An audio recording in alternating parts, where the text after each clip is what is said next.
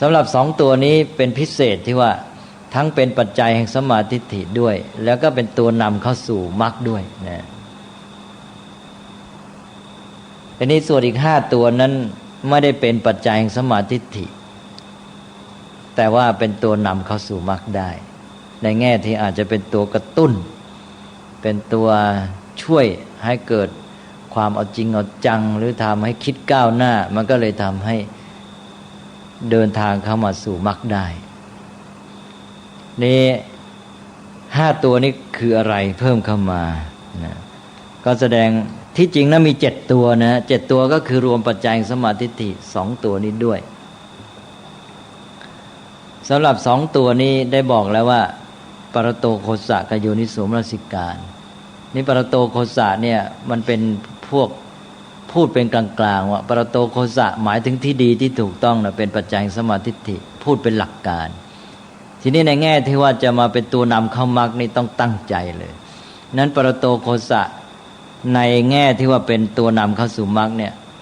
ต้องออกมาในรูปที่เป็นกัลยาณมิตรที่พูดไปแล้วนะตอนที่แล้วมาก็พูดปรโตโคสะเนี่ยพันไปกับกัลยาณมิตร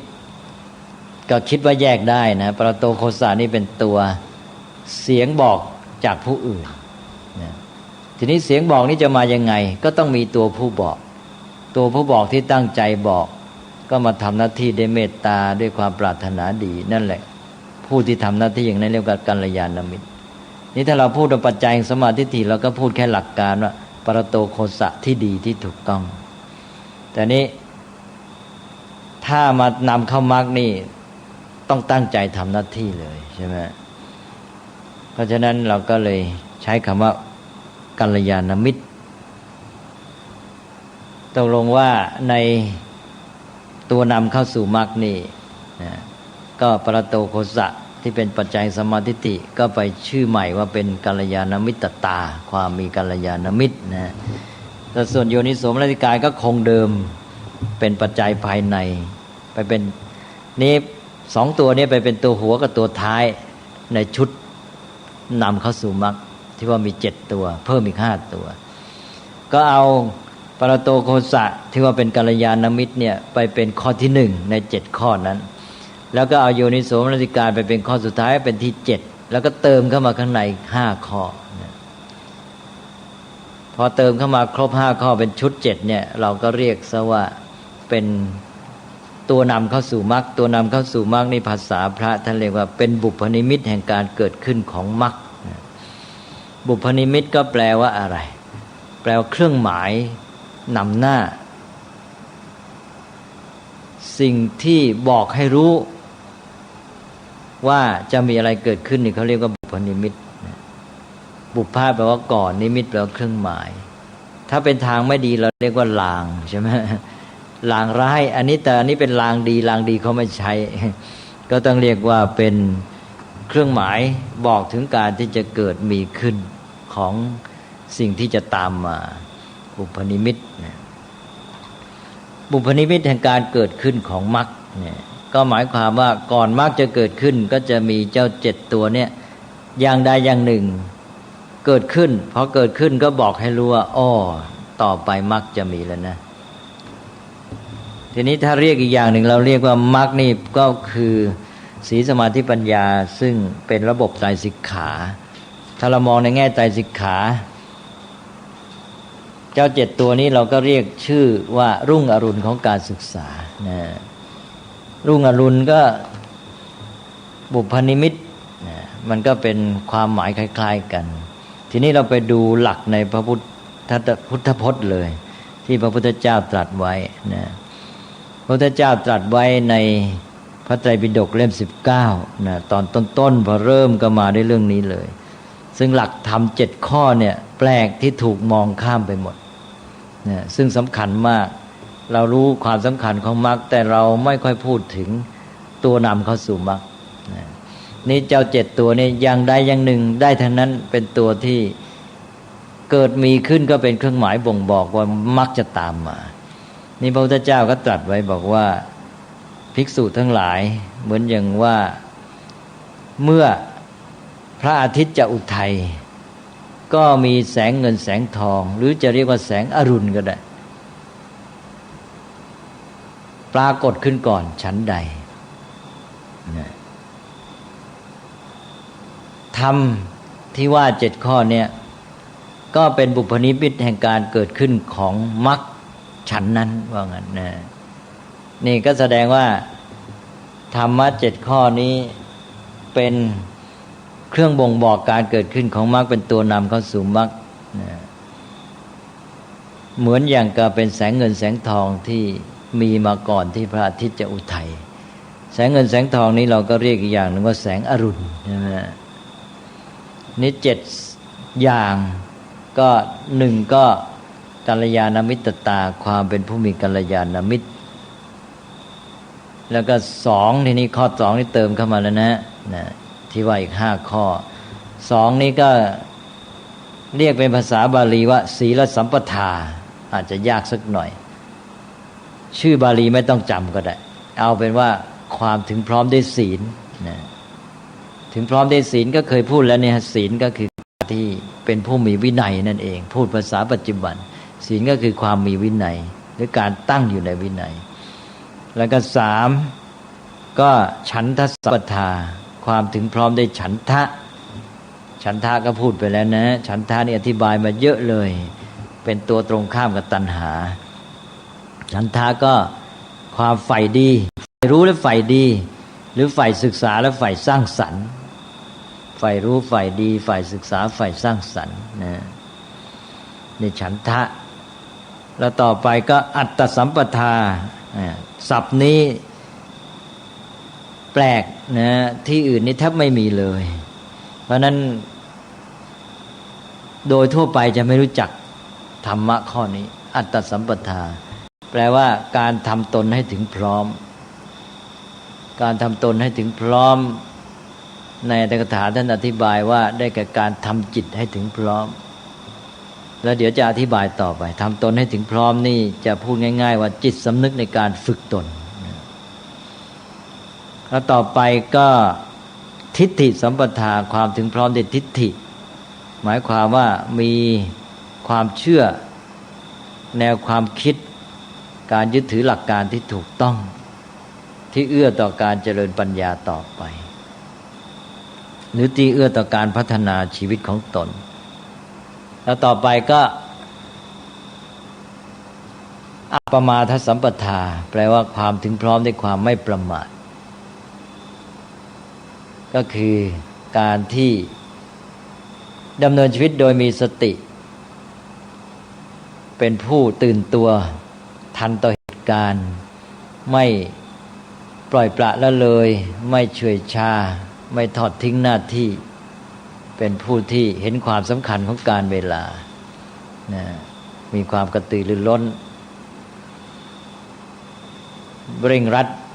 เอาใจใส่ในการที่จะพัฒนาชีวิตของตนเองแล้วก็ไปข้อสุดท้ายข้อ7ก็คือโยนิโสมนสิการสัมปทาความถึงพร้อมในโยนิโสมนสิการซึ่งอยู่ในปัจจัยสัมมาทิฏฐิที่บอกเมื่อกี้ว่า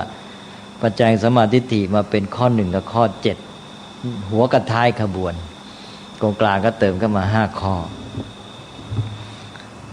พระพุทธเจ้าตรัสให้ความสำคัญทั้ง7ข้อเนี่ยเป็นทำนองว่าตัวใดก็ได้ให้มันมีสักตัวแหละจะเป็นบุพนิมิตแห่งการเกิดขึ้นของมรรคได้เลยนี่ธรรมะ7ข้อทุกข้อนี่สำคัญอย่างยิ่งเพราะฉะนั้นเราควรจะมาช่วยกันเน้นให้คนเห็นความสำคัญมากขึ้นเพราะว่าคนอยู่ๆไปเข้ามรรคทันทีเนี่ยมันไปไม่ได้นะมันต้องมีคนที่มานำหรือว่ามีคุณสมบัติอะไรในตัวเนี่ยมาช่วยก็หมายความว่าปัจจัยภายนอกอย่างหนึ่งปัจจัยภายในอย่างหนึ่งมาช่วยเนี่ย7ตัวนี่แหละจะเป็นตัวนำเข้าสู่มรรคเราไปพูดถึงความสำคัญของมรรคกัน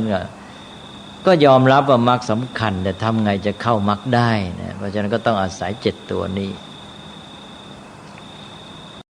ทีนี้ก็มาอธิบายโดยย่อใน7ข้อนี้อีกครั้งหนึ่งสำหรับข้อ1กัลยาณมิตรตาก็เรียกง่ายๆก็เอาภาษาไทยก็ความมีกัลยาณมิตร นี่เรื่องของกัลยาณมิตรนี่เคยพูดไปแล้วว่าใครก็ตามที่จะมาช่วยแนะนำบอกกล่าวให้ความรู้ความเข้าใจให้ข่าวสารข้อมูลหรือเป็นเสียงบอกที่ดีงามให้ความรู้ที่ถูกต้องเราก็เรียกว่าเป็นกัลยาณมิตรกัลยาณมิตรตัวอย่างก็พระพุทธเจ้าที่พระองค์ตรัสไว้ว่าเราเป็นกัลยาณมิตรของสัตว์ทั้งหลายอาศัยเราผู้เป็นกัลยาณมิตร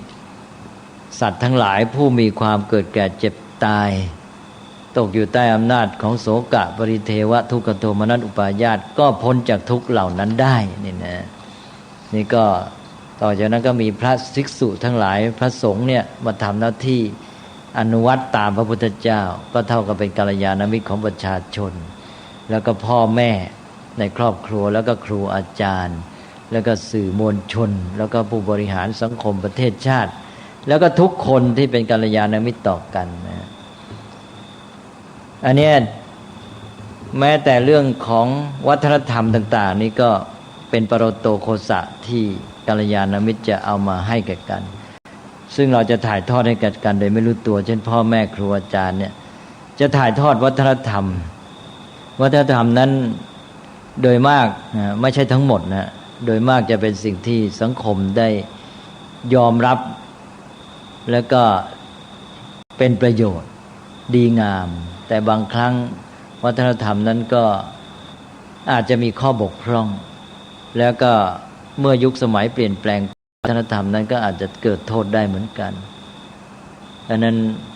วัฒนธรรมนั้นก็พูดได้ทั่วๆไปว่าจะเป็นสิ่งหนึ่งที่นำมาถ่ายทอดให้แก่คนรุ่นหลังที่จะทำให้เขาสามารถดำเนินชีวิตอยู่ในสังคมได้แต่ก็ไม่ถึงกับเป็นหลักประกันแท้ทีเดียวนะจึงต้องให้วัฒนธรรมได้รับการตรวจสอบจากหลักธรรมที่เป็นของแท้ของจริงอีกชั้นหนึ่งนะวัฒนธรรมไทยเรานี่ได้จากพุทธศาสนาเยอะแต่ก็เพี้ยนเยอะใช่ไหมอย่างเรื่องของการที่ว่าให้เรียนหนังสือได้มานะเป็นต้นนี่ต้องถือว่าเพี้ยนแล้วนะแล้วคนไทยก็นึกว่ามานะเป็นดีไปเลยมานะเป็นขยันหมั่นเพียรว่างั้นอย่างนี้เป็นต้นมีเยอะที่เพี้ยนไปแม้แต่เรื่องของน้ำใจเรื่องของเมตตากรุณาที่เราเคยพูดกันไปเยอะแล้วนะนั้นนานๆก็จะต้องมาตรวจสอบกันสักทีนึงก็ทีนี้เรื่องกัลยาณมิตรนี่ก็ขอแบ่งเป็น3ชั้น1ก็คือการที่ผู้อื่นเนี่ยมาตั้งใจเป็นกัลยาณมิตรให้แก่คนนั้นเช่นเด็กอย่างเด็กหรือลูกเนี่ยนะพ่อแม่ก็มาตั้งใจทำหน้าที่เป็นกัลยาณมิตรอยากให้ลูกมีความสุขมีความเจริญพ่อแม่ก็มาเป็นกัลยาณมิตรมาตั้งใจเลี้ยงดูมาตั้งใจสั่งสอนนะนี่หรือไปโรงเรียนก็ครูอาจารย์ก็มาตั้งใจเป็นกัลยาณมิตรพระสงฆ์ก็ตั้งใจทำหน้าที่เป็นกัลยาณมิตรให้นี่อย่างนี้เรียกว่าเป็นกัลยาณมิตรเดี๋ยวผู้อื่นมาพยายามทำหน้าที่เป็นกัลยาณมิตรให้2ก็คือตัวบุคคลนั่นเองเช่นเด็กเนี่ยรู้จักเลือกหากัลยาณมิตรไปหาเองอยากคบอยากจะไปปรึกษาอย่างว่าตัวเองเนี่ยมีความใฝ่รู้ขึ้นมาแล้วอยากจะรู้อะไรก็ไปหาพ่อแม่ไปถามครูอาจารย์ไปถามท่านผู้รู้หรือแม้แต่ไปเข้าห้องสมุดไปหาหนังสืออ่านเด็กที่เลือกอ่านหนังสืออยากอ่านหนังสือชอบอ่านหนังสือนี่ก็แสดงว่าเป็นคนที่รู้จักหากัลยาณมิตรอันนี้เป็นตัวเด็กเองหรือตัวคนนั้นเองที่ไปหากัลยาณมิตรหาแหล่งความรู้หรือรู้จักเลือกหาแบบอย่างที่ดีอย่างว่าดูโทรทัศน์ก็รู้จักเลือกรายการที่ดีดูนะแล้วก็รู้จักเอาอย่างคนที่เขาดีอย่างนี้เรียกว่าเด็กเนี่ยไปคบกัลยาณมิตรรู้จักเลือกอ่านหนังสือหาหนังสือดีๆอ่านดูโทรทัศน์รู้จักเลือกรายการดีๆให้ความรู้แล้วก็เอาอย่างคนที่เขาดีอย่างนี้แสดงว่าเด็กรู้จักเลือกคบกัลยาณมิตรนี่2ละแล้วก็3ก็คือเด็ก เป็นกัลยาณมิตรของผู้อื่นนี่ไปช่วยคนอื่นไปเป็นมิตรที่ดีแก่พวกของตนเองแก่เด็กๆนักเรียนด้วยกันนะไปช่วยแนะนำเขาให้ความรู้แก่เขาเป็นต้นเนี่ย3ขั้นนะฮะกัลยาณมิตร1คนอื่นมาทำหน้าที่เป็นกัลยาณมิตรให้2ตัวเองรู้จักคบกัลยาณมิตรหากัลยาณมิตร3ตัวเองไปเป็นกัลยาณมิตรที่แก่ผู้อื่นในกรณีนี้ความมีกัลยาณมิตรที่ท่านประสงค์ที่ว่าจะเป็นบุพนิมิตแห่งมรรคหรือเป็นอรุณของการศึกษานี้หมายถึงข้อ2เป็นต้นไปต้องข้อ2ถ้าเป็นข้อ1นี่ยังไม่เข้าหลักการนี้ก็คนอื่นไปเป็นกัลยาณมิตรให้แต่ตัวเองอาจจะยังไม่เอาด้วยก็ได้ใช่ไหมเพราะฉะนั้นยังเป็นหลักประกันไม่ได้ว่ามรรคจะมาหรอกถ้าเด็กได้แค่ว่ามีคนอื่นเป็นกัลยาณมิตรพ่อแม่ก็ดีพยายามตั้งใจครูอาจารย์ก็ตั้งใจสั่งสอนแนะนำแต่ก็เด็กก็ยังไม่เอาด้วยถ้าอย่างนี้ถือว่ายังไม่เข้าคุณสมบัตินี้ต้องได้ขั้นที่2ก็คือเด็กเองเนี่ยรู้จักเลือกหากัลยาณมิตรเป็นคนที่คบกัลยาณมิตรถ้าอย่างนี้แล้วจึงจะถือว่าเป็นบุพนิมิตแห่งมรรคแล้วก็มรรคจะเกิดแน่นอนเพราะเด็กเอาแล้วนี่อันนี้ต่อจากนั้นก็คือเด็กเมื่อเป็นผู้ที่รู้จักเลือกหากัลยาณมิตรตัวเองมีคุณสมบัติดีก็จะไปเป็นกัลยาณมิตรให้แก่ผู้อื่นต่อไปเรื่องกัลยาณมิตรนี่ก็ได้พูดมาเยอะตอนว่าได้ปัจจัยแห่งสัมมาทิฏฐิเพราะฉะนั้นผมคิดว่าผ่านไปได้อันนี้ก็ไปข้อที่2ก็คือศีลสัมปทาถึงพร้อมได้ศีลก็บอกแล้วว่าศีลนั้นในภาษาพระถ้าพูดกันอย่างเคร่งครัดเป็นคุณสมบัติที่ตัวคนนะแต่ภาษาไทยนี้เอามาใช้เป็นภาษาชาวบ้านหมายถึงข้อปฏิบัตินะหรือข้อบัญญัติให้ปฏิบัติเช่นอย่างศีล227ของพระเนี่ยที่จริงไม่ใช่ศีล227ชื่อจริงคือสิกขาบทใช่ไหมสิกขาบทก็คือข้อฝึกหรือข้อศึกษาอันนี้เมื่อเราไปปฏิบัติตามข้อฝึกข้อศึกษานั้นแล้วเราจึงจะเป็นผู้มีศีลถ้าหากว่าไม่ปฏิบัติตามสิกขาบทมันก็เป็นข้อฝึกอยู่อย่างนั้นอยู่ข้างนอกตัวเองเพราะฉะนั้นเมื่อใช้ให้ถูกต้องตามความหมายแท้จริงก็เป็นอันว่าศีลนี้ต้องมาเป็นคุณสมบัติที่ตัวคนซึ่งเป็นผู้ที่ปฏิบัติตามสิกขาบทตั้งอยู่ในวินัยสิกขาบททั้งหลายนี่ข้อฝึกทั้งหลายรวมกันก็เรียกว่าเป็นวินัยนะวินัยนั้นก็เป็นตัวประมวลสิกขาบทประมวลระเบียบกฎเกณฑ์กติกาทั้งหมดของพระกับวินัยเน้นประกอบด้วยสิกขาบท227ข้อเฉพาะในปาติโมกข์แล้วมีสิกขาบทนอกปาติโมกข์ต่างหากอันนี้เมื่อเราตั้งอยู่ในวินัยนั้นก็ชื่อว่าเป็นผู้ที่มีศีลศีลก็อยู่ที่ตัวคนแล้วก็เป็นการฝึกตัวเองให้ตั้งอยู่ในวินัยนั้น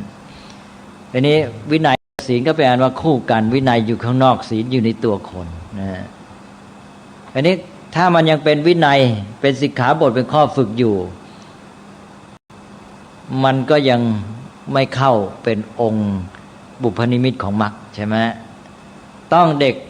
ปฏิบัติตั้งอยู่ในวินัยเป็นผู้มีศีลนี่จึงเรียกว่าเป็นบุพนิมิตของมรรคใช่ไหมแบบเดียวกับกัลยาณมิตรเมื่อกี้แล้วตัวคนข้างนอกเขามาทำหน้าที่กัลยาณมิตรให้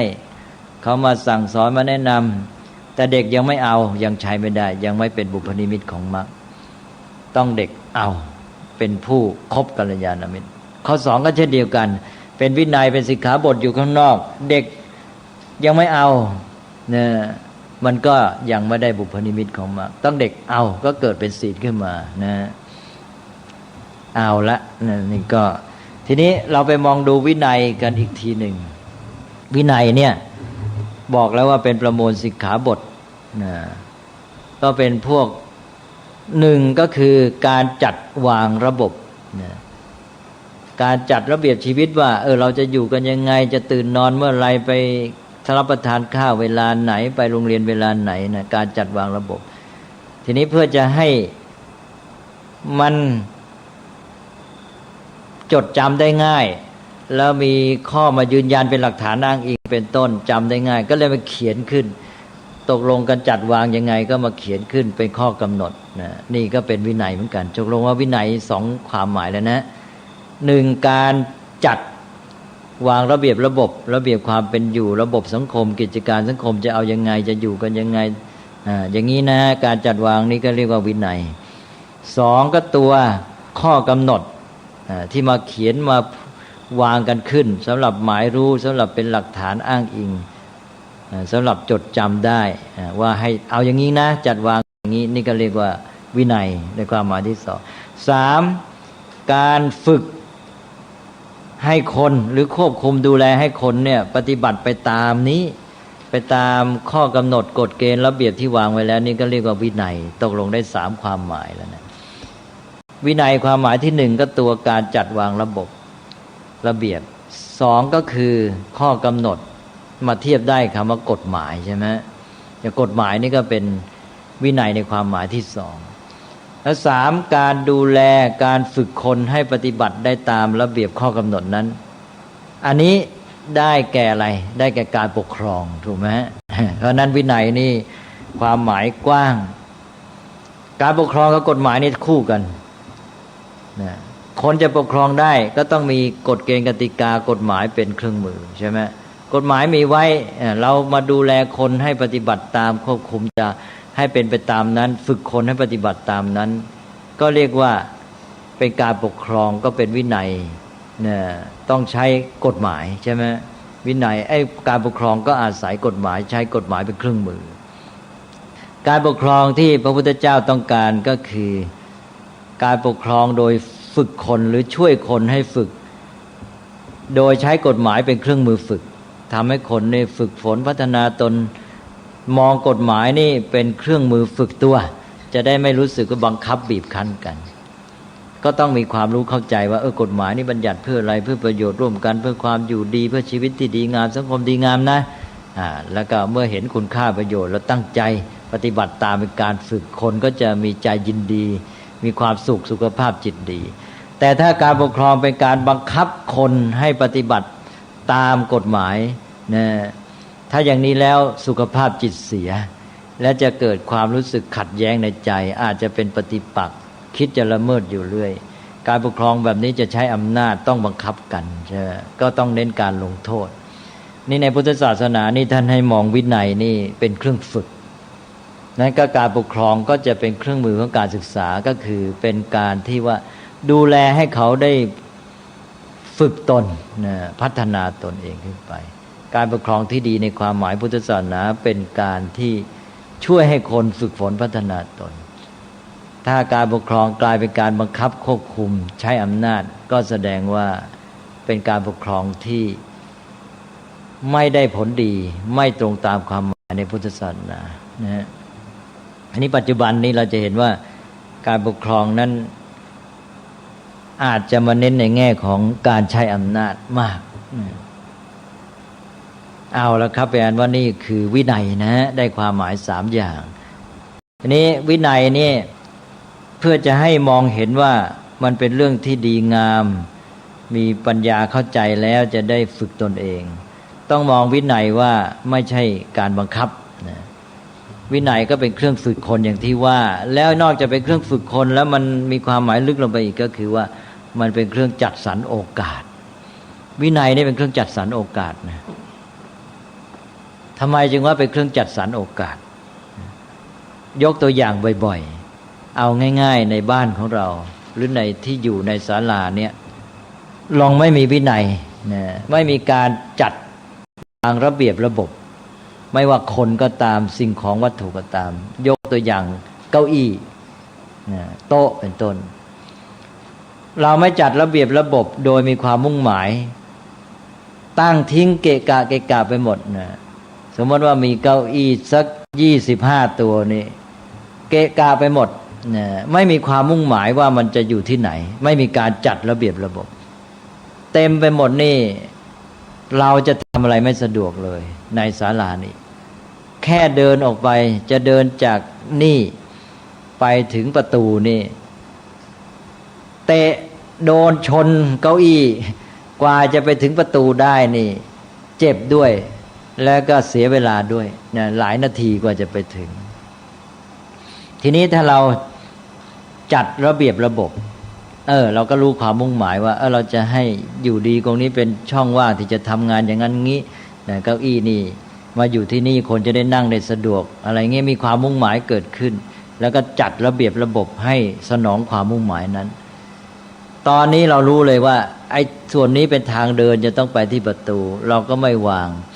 เวลาเราจะเดินจากจุดนี้ไปที่ประตูนี่เดินปรูดเดียวถึงเลยใช่ไหมนี่ฉะนั้นวินัยนี่เป็นการจัดสรรโอกาสทำให้ชีวิตและกิจการของสังคมนี้ดำเนินไปได้ดีถ้าเราไม่มีวินัยแล้วทุกอย่างติดขัดวุ่นวายไปหมดนะยิ่งงานอะไรที่มันมีความสำคัญนะแล้วก็ต้องการความรวดเร็วเป็นต้นประสิทธิภาพความฉับไวเนี่ยวินัยจะเข้ามาอย่างเต็มที่เลยนะอย่างหมอจะผ่าตัดนี่ความเป็นความตายของคนไข้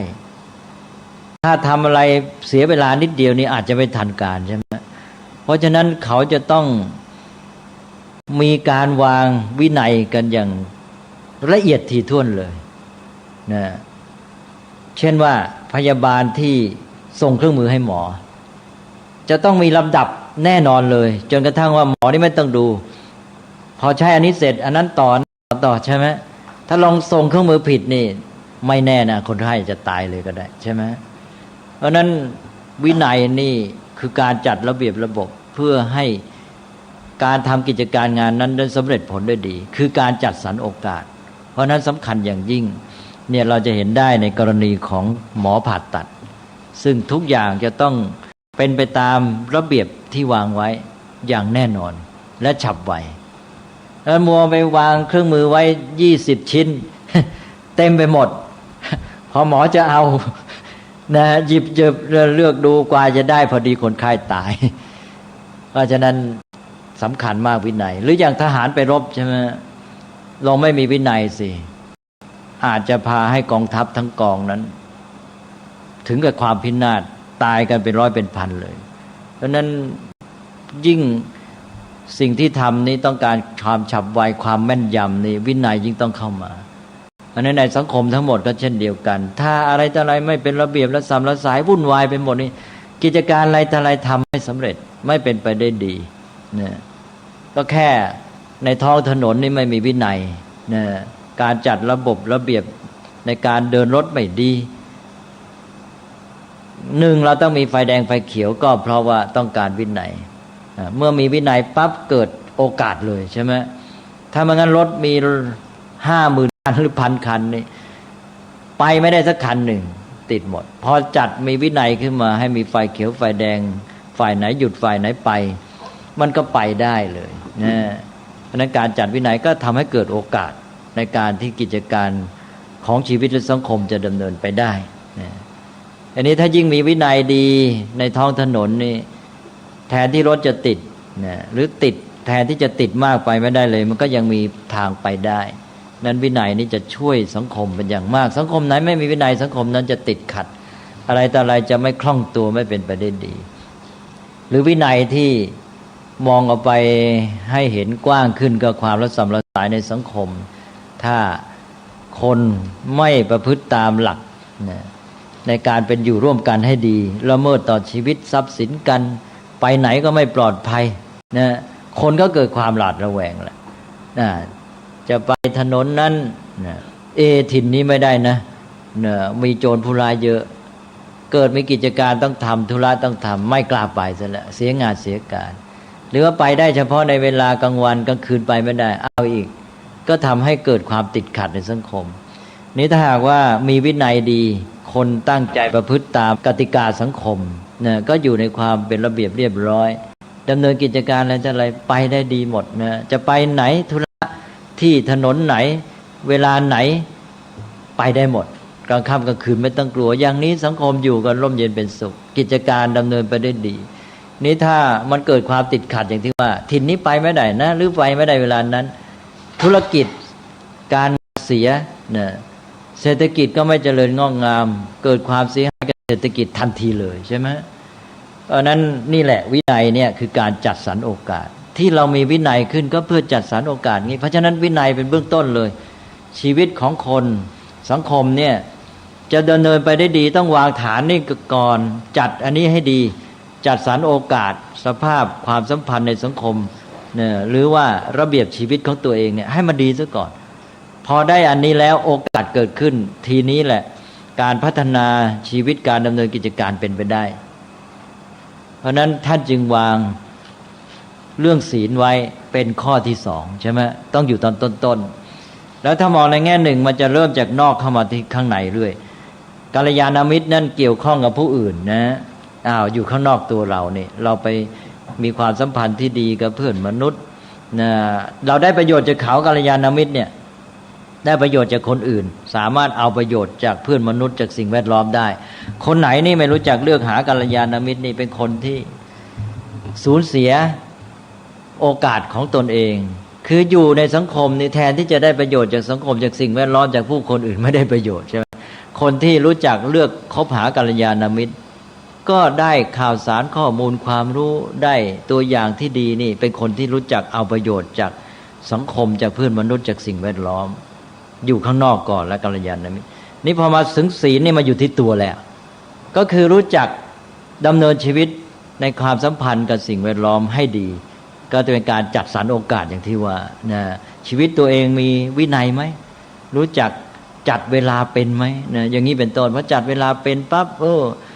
ถ้าวันหนึ่งได้งานเยอะถ้าไม่รู้จักจัดเวลานี่วันหนึ่งบางทีไม่ได้เรื่องในราวอะไรเลยเสียไปเปล่าๆนะพอจัดเวลาเป็นนี่ได้งานเยอะแยะเลยนะอย่างนั้นก็เป็นฐานของการพัฒนานอกจากจัดระเบียบชีวิตตนเองก็จัดระบบความเป็นอยู่กับผู้อื่นให้ดีตัวเองก็ไม่ต้องหวาดระแวงภัยนะถ้าทุกคนประพฤติดีงั้นสังคมก็เรียบร้อยก็สบายใจนะเท่ากับเปิดโอกาสให้ชีวิตของตัวพร้อมที่จะเดินหน้าในการพัฒนาแหละนะ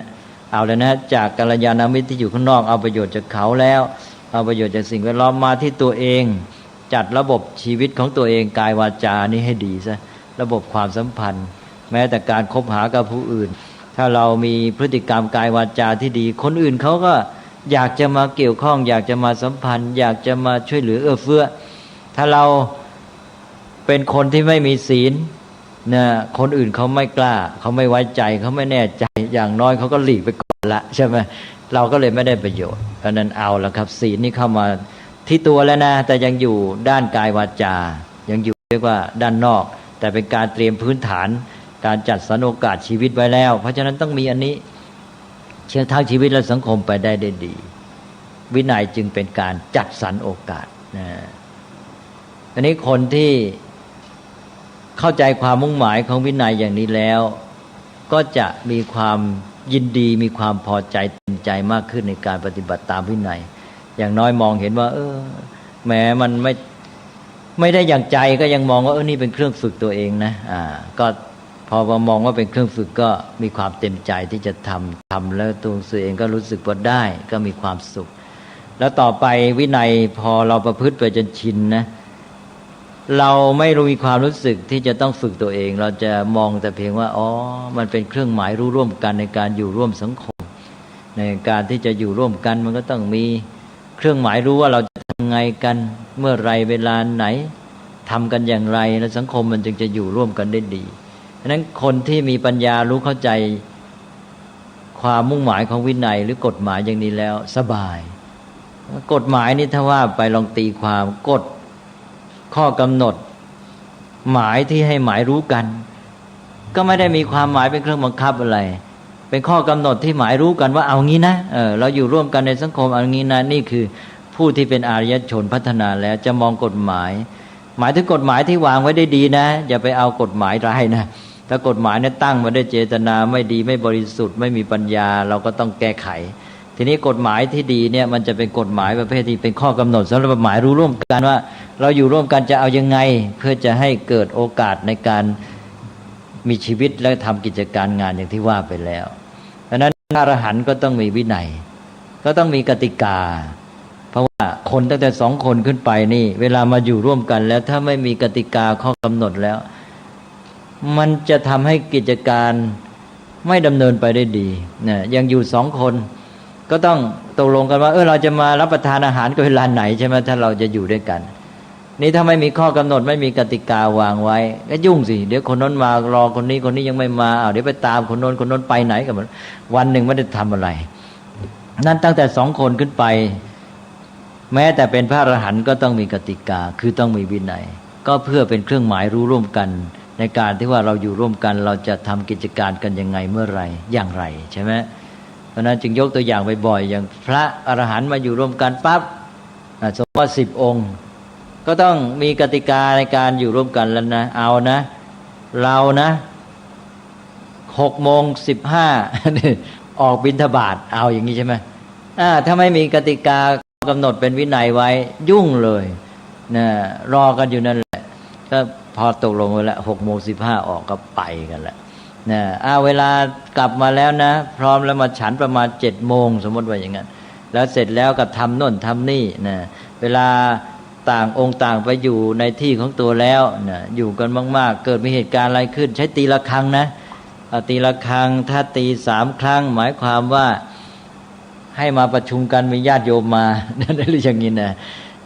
มาทำบุญสมมติอย่างนั้นถ้าหากว่า5 ครั้งตีละครั้ง5 ครั้งหมายความว่ามีพระภิกษุ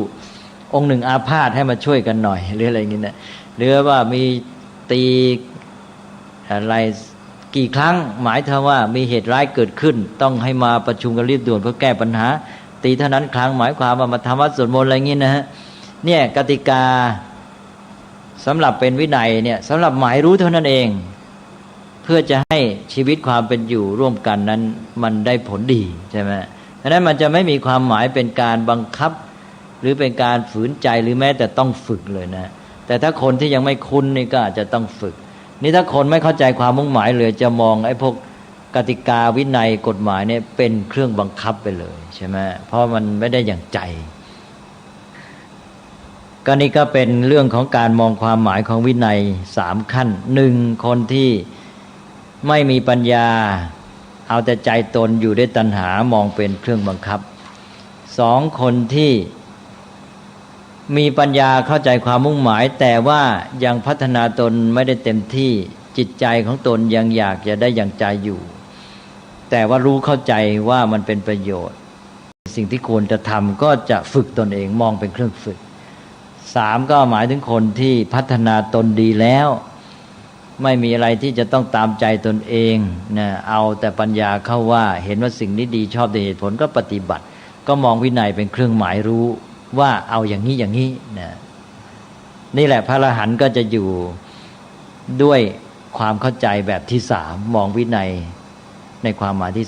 3อย่างที่บอกแล้วว่ากฎหมายวินัยอะไรต่างๆนี้ต้องมาจากปัญญาที่รู้เข้าใจ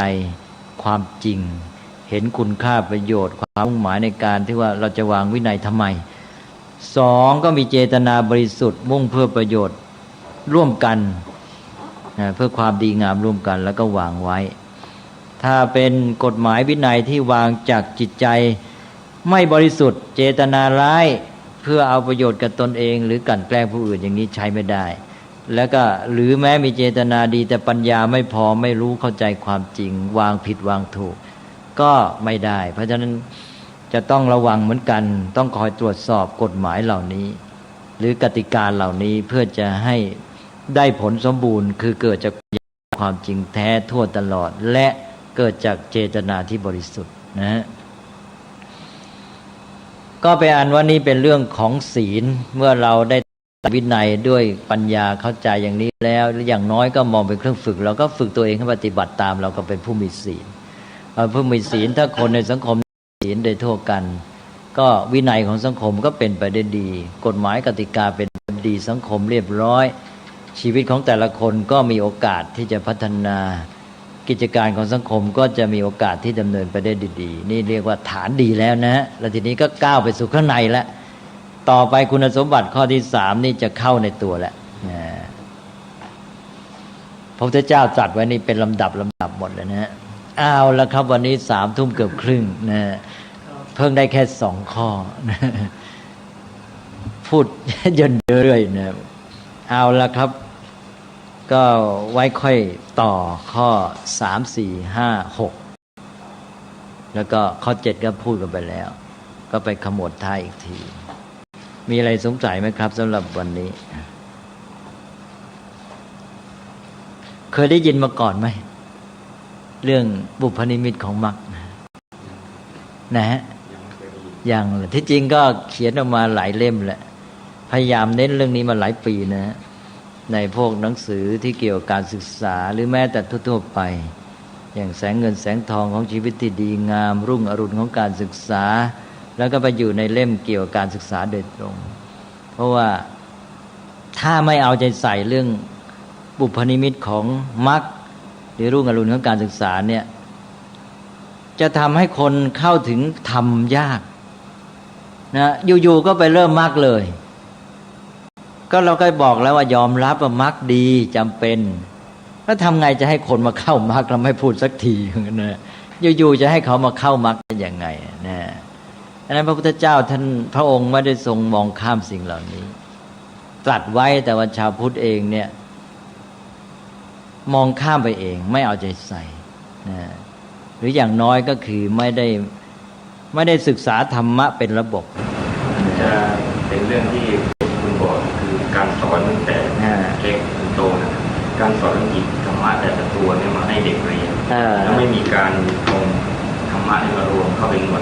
เป็นระบบไม่มีการมองเป็นระบบความสัมพันธ์ของธรรมะซึ่งตั้งอยู่บนฐานของความเป็นจริงในธรรมชาติเพราะนั้น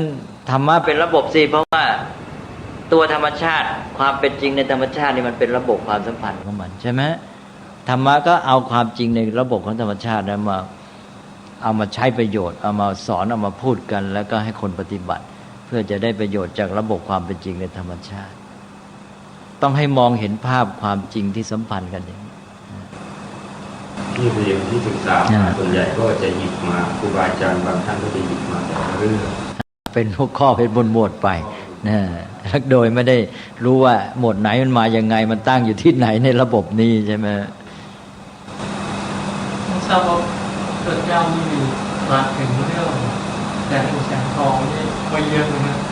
ก็อยู่ในเล่ม19เนี่ยตรัสแล้วตรัสอีกในเล่ม19เนี่ยไม่รู้กี่ครั้งเลยนะฮะแต่แปลกที่ว่าอยู่ที่เดียวนั่นแหละไม่มีที่อื่นอีกเลยแต่ว่าตัดบ่อยเหลือเกินตัดไปแล้วแล้วก็ตัดอีกตัดแล้วตัดอีกจนกระทั่งถ้าต้องเปหมายความว่าละไว้เลยหมายความว่าไม่เอาข้อความซ้ำมาใส่เนี่ยพอตัดแล้วตัดอีกตัดแล้วตัดอีกนี่โดยเฉพาะอัตตสัมปทาเนี่ยมันไม่มีที่อื่นเลยนะมามีแต่ที่นี่ส่วนข้ออื่นเราทำให้คนที่ไม่ได้ศึกษาพระไตรปิฎกอย่างลึกซึ้งนี่ก็เลยมองข้ามก็มองข้ามไม่พูดถึงกันเลยอาจจะเป็นได้ว่าพุทธศาสนาตั้งแต่เข้ามาเมืองไทยไม่ได้เอามาพูดเลยไม่เคยได้ยินแปลกเหมือนกันก็ตกลงว่าต้องเน้นเรื่องนี้ให้มากเพราะถ้าได้7 ตัวนี้นะฮะก็พระพุทธเจ้าตรัสไว้เองเมื่อแสงเงินแสงทองปรากฏแล้วไม่ต้องไปเรียกร้องว่าให้พระอาทิตย์ขึ้นมันขึ้นเองอย่างนั้นถ้าหากว่าธรรมะ7 ข้อนี้ข้อใดข้อหนึ่งเกิดขึ้นในตัวบุคคลแล้วมรรคก็มาโดยไม่ต้องไปเรียกร้องนั้นเราก็สบายใจสิใช่ไหมไม่ต้องไปเรียกร้องมรรคละให้รู้ว่ามรรคได้มีอะไรบ้างให้รู้เข้าใจไว้จะได้ไปปฏิบัติถูก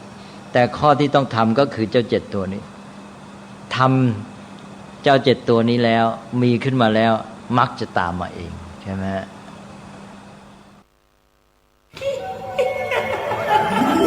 กระจกวิเศษจงบอกข้าเถิดใครงามเลิศในปัทภีก็พระนางน่ะสิราชินีผู้เลอโฉม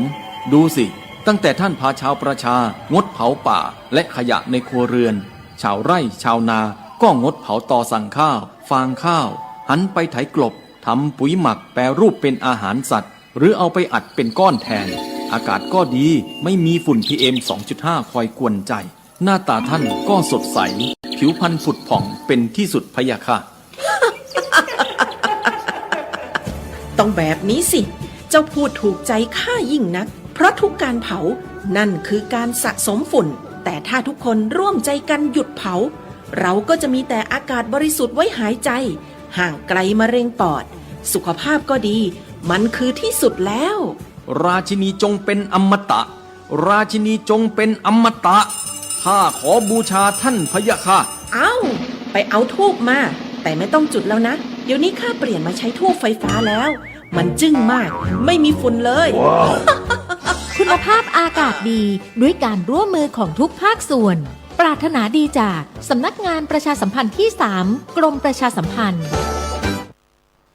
ซีดีธรรมบรรยายชุดตามพระใหม่ไปเรียนธรรมโดยพระพรหมคุณาภรณ์ปอ.ประยุตโตวัดยานเวศกวัน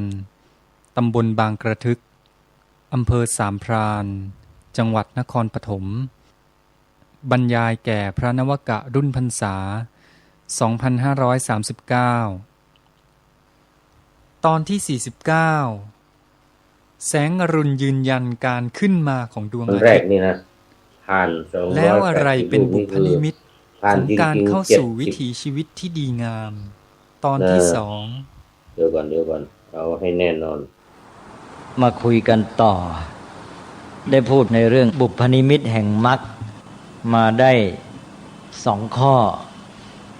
คือข้อกัลยาณมิตรตาความมีกัลยาณมิตร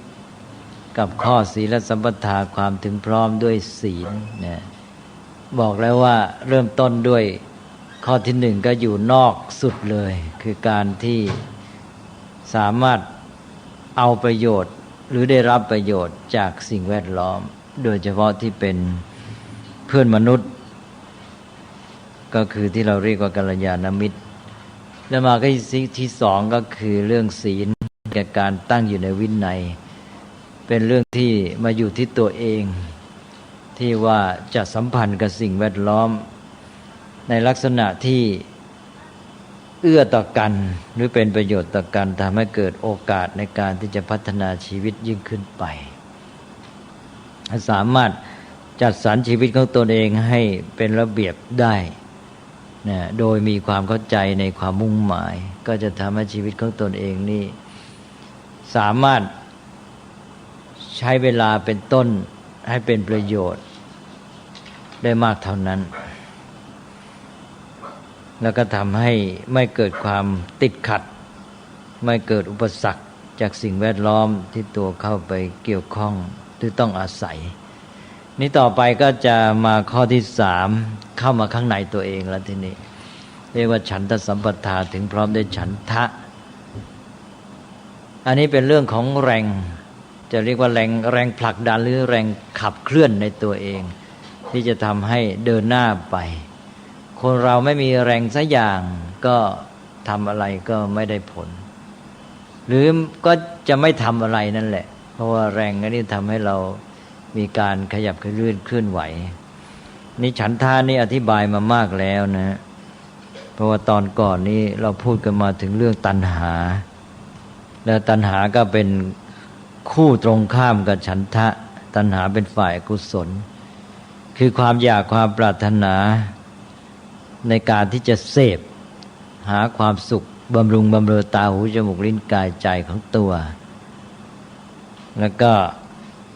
เป็นเรื่องของการสนองตัวตนอยากให้ตัวตนเป็นอย่างนั้นอย่างนี้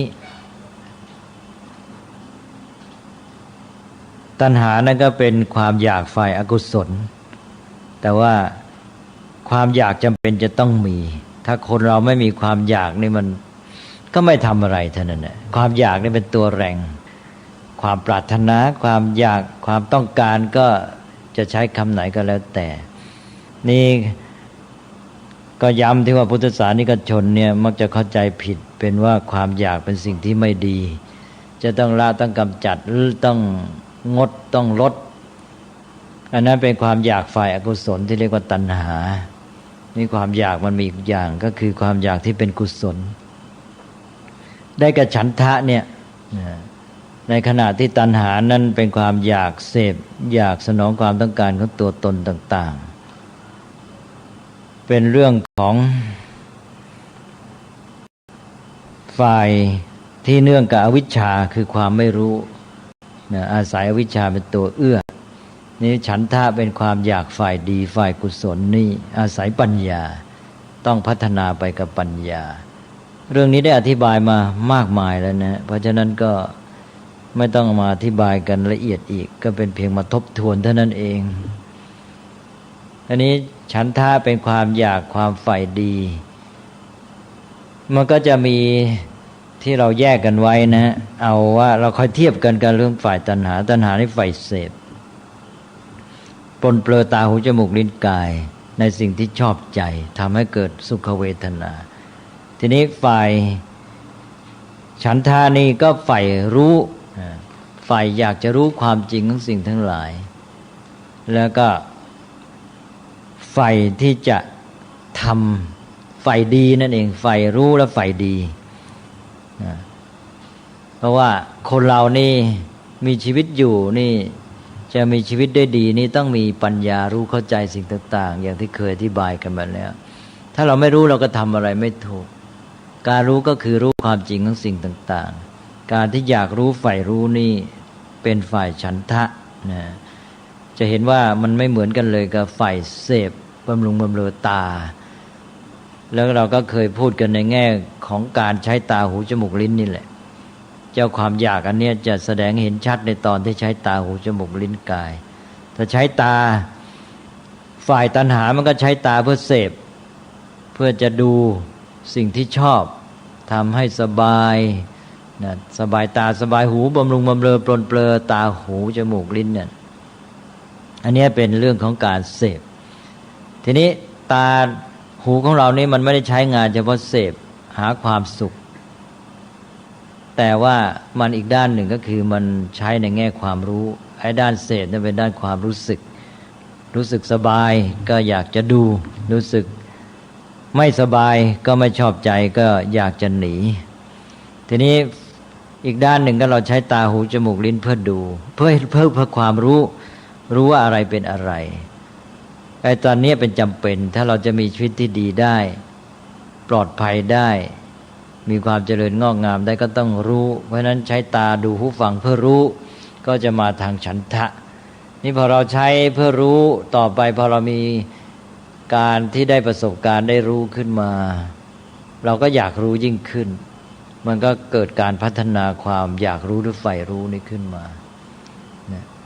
เอาความใฝ่รู้เกิดขึ้นมาได้สนองความต้องการใฝ่รู้ก็มีความสุขจากการเรียนรู้ซึ่งเป็นความสุขชนิดใหม่แต่ก่อนนี้ต้องมีความสุขจากการเสพบำเรอตาหูจมูกลิ้นได้เสพแล้วก็มีความสุขแล้วก็สุขนั้นต้องขึ้นต่อสิ่งที่ชอบใจถ้าเจอสิ่งที่ไม่ชอบใจก็ทุกข์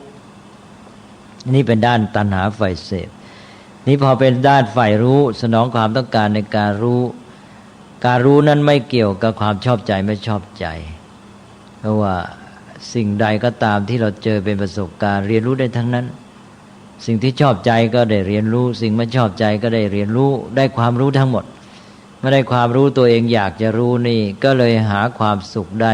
ทั้งจากสิ่งที่ชอบใจและไม่ชอบใจ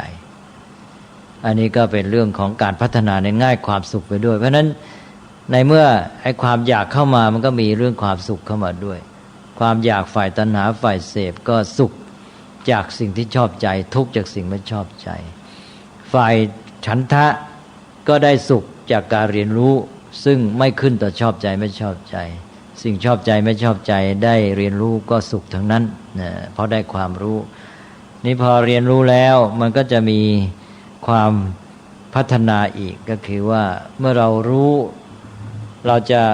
รู้จักแยกแยะสิ่งต่างๆมันไม่อยู่แค่เสพถ้าเสพมัน มันก็เลยเพลินไปงั้นเองมันไม่ได้เรียนรู้นี่พอเรา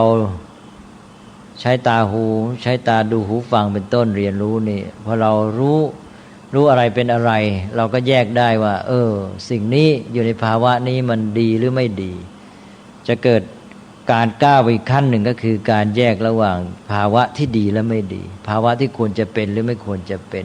ภาวะที่บกพร่องหรือสมบูรณ์ตอนนี้สิ่งที่เรารู้มันก็จะมีภาวะอย่างเงี้ยสิ่งที่รู้ประเภทเดียวกันอันหนึ่งอยู่ในภาวะที่มันไม่ดีไม่น่าจะเป็นอีกอันหนึ่งอยู่ในภาวะที่ดีที่น่าจะเป็นอันหนึ่งอยู่ในภาวะบกพร่องอันหนึ่งอยู่ในภาวะที่สมบูรณ์เราเห็นพรมปูนี่มี2 ผืนแล้วก็ผืนนี้มันสะอาดเรียบร้อยดีนี่มันสมบูรณ์ภาวะนี้เรียบร้อยดี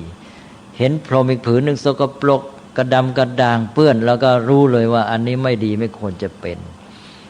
ไอ้ความรู้นี่แยกได้ระหว่างความดีและความไม่ดีความสมบูรณ์และไม่สมบูรณ์ความควรจะเป็นไม่ควรจะเป็นทีนี้พอเรารู้แล้วว่ามันควรจะเป็นอย่างนี้มันก็เกิดความอยากขึ้นมาว่ามันควรจะเป็นอย่างนี้อยากให้มันเป็นอย่างนี้พออยากให้มันเป็นอย่างนี้อยากให้มันดีนั่นเองอยากให้มันสมบูรณ์ก็เกิดความอยากชนิดใหม่เรียกว่าอยากให้มันดีหรืออยากดีใฝ่ดีเพราะฉะนั้นความใฝ่รู้ก็นำไปสู่ความใฝ่ดีพอใฝ่ดีอยากให้มันดีอยากให้มันเป็นอย่างนั้นนะทีนี้ทำไงล่ะทำไงมันจึงจะเป็นอย่างที่มึงควรจะเป็นทำไงมันจึงจะดีทำไงมันจึงสมบูรณ์ไอ้ความอยากที่จะให้มันดีให้มันสมบูรณ์เนี่ยมันจะนำไปสู่การอยากทำให้มันดีอยากทำให้มันสมบูรณ์ก็เกิดความอยากทำขึ้นมาอยากทำให้มันดีนี่ก็ใช้ศัพท์ให้มันเพราะก็เรียกว่าอยากสร้างสรรค์อยากสร้างสรรค์ก็คืออยากทำให้มันดีนะถ้าอยากทำลายก็ไม่เรียกว่าสร้างสรรค์แน่ไม่เป็นการอยากทำให้มันดีเพราะอยากทำให้มันดีมันก็เป็นแรงทำให้เราเนี่ยต้องไปทำนะเพราะมันอยู่ดีๆมันจะดีขึ้นมาไม่ได้พออยากทำให้มันดีก็ไปทำเพราะไปทำขึ้นมันก็มีความสุขในการที่กระทำนั้นเพราะว่าผลที่ต้องการเกิดขึ้นคือว่าจากภาวะที่ไม่ดีมันก็ดีขึ้นมาเพราะนั้นคนที่มีฉันทะใฝ่ดีอยากทำให้มันดีใฝ่สร้างสรรค์ก็มีความสุขจากการกระทำตอนนี้ก็เลยแยกไปการทวนอีกที่เคยพูดไปแล้วว่าตอนนี้มันเป็นทาง2 แพร่งฝ่ายหนึ่งก็ใช้ตาหูจมูกลิ้นกายเพื่อเสพนะแล้วก็เมื่อเสพความสุขก็อยู่ที่สิ่งที่ชอบใจและเจอสิ่งไม่ชอบใจก็ทุกข์เพราะนั้นเขาก็จะมีสุขทุกข์วนเวียนอยู่กับความชอบใจไม่ชอบใจ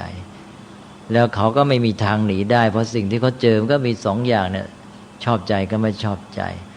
ส่วนคนที่มีฉันทะนี่อยากรู้ใฝ่รู้บอกแล้วว่าการเรียนรู้นั้นไม่ขึ้นต่อสิ่งชอบใจไม่ชอบใจสิ่งชอบใจไม่ชอบใจเรียนรู้ได้ทั้งนั้นเพราะฉะนั้นความสุขของเขาก็พ้นจากวงจรของความชอบใจไม่ชอบใจ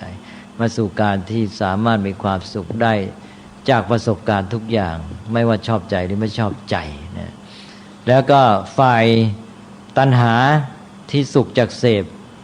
อันนั้นก็คือเมื่อเสพก็คือได้รับการบำรุงบำเรอบำรุงบำเรอก็คือตัวเองเป็นฝ่ายรับฝ่ายได้ก็คือสบายไม่ต้องทำเพราะนั้นฝ่ายเสพตัณหาเนี่ยจะมีความสุขเมื่อตัวเองได้รับการบำเรอไม่ต้องทำอะไรนี้ตัวเองไม่ต้องทำอะไรจึงจะสบายถ้าเกิดต้องทำขึ้นจำใจเป็นทุกข์เพราะนั้นพวกตัณหาพวกเสพนี่จะมีปัญหาเกิดทุกข์จากการกระทำการกระทำคือความทุกข์ฝ่ายที่เป็นฉันทะนี่มันอยากทำให้มันดีฝ่ายสร้างสรรค์พอมันไปทำให้มันดีขึ้นมันสุขจากการกระทำนะ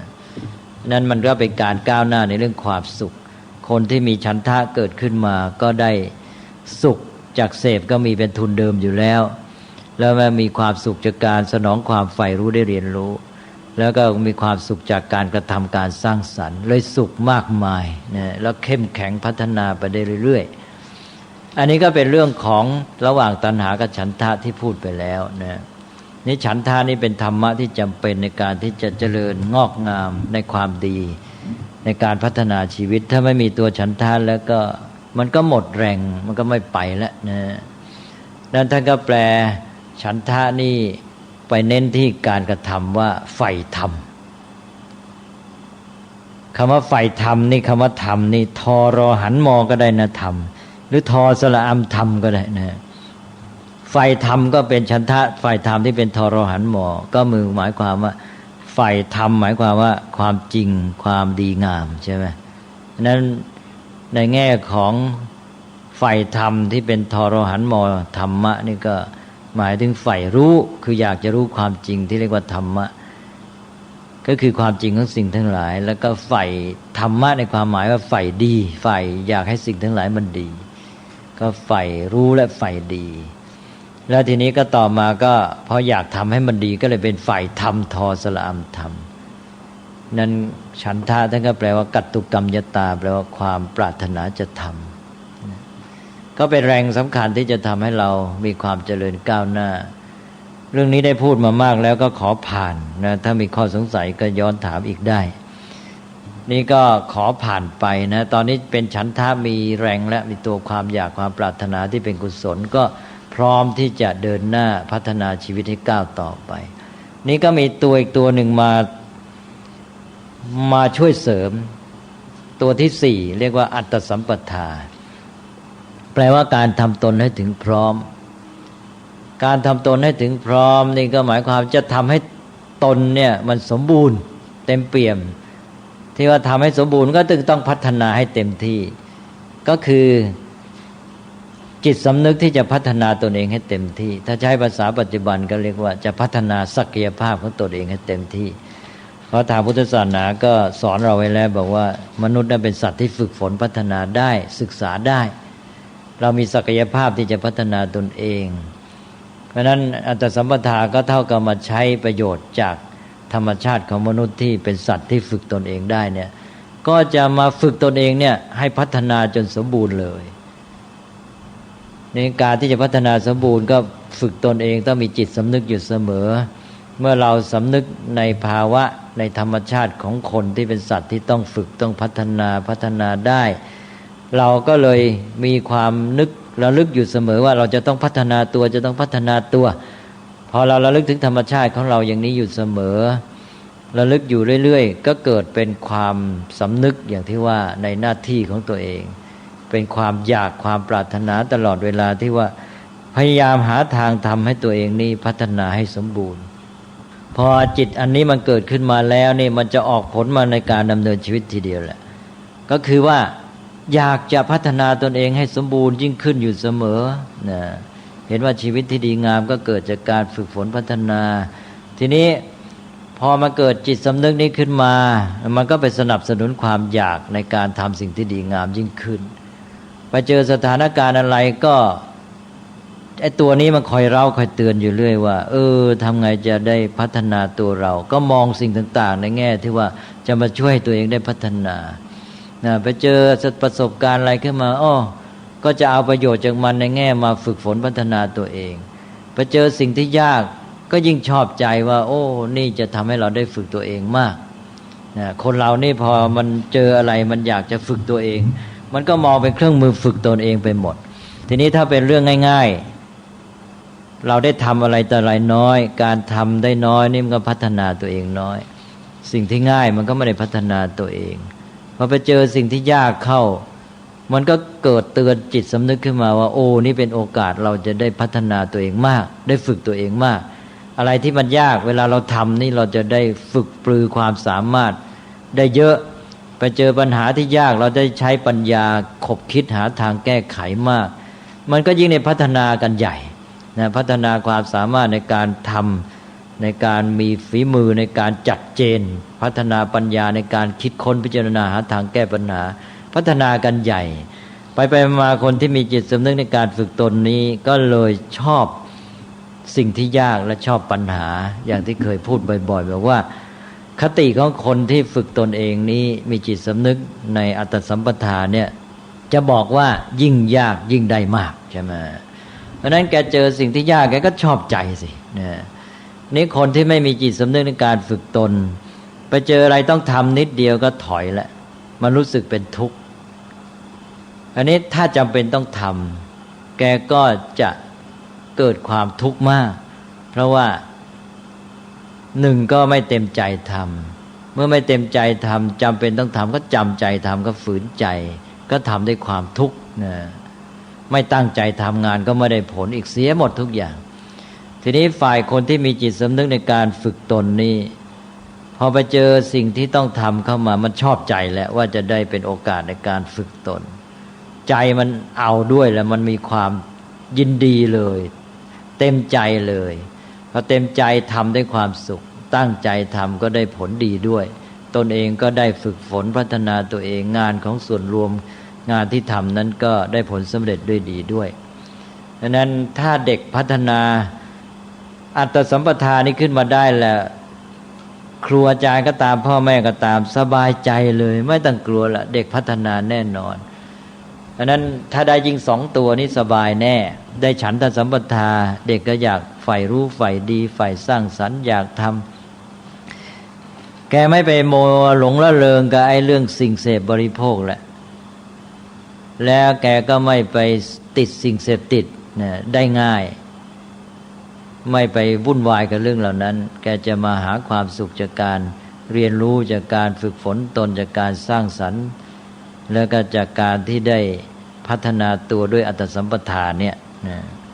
นั่นสบายเลยพอ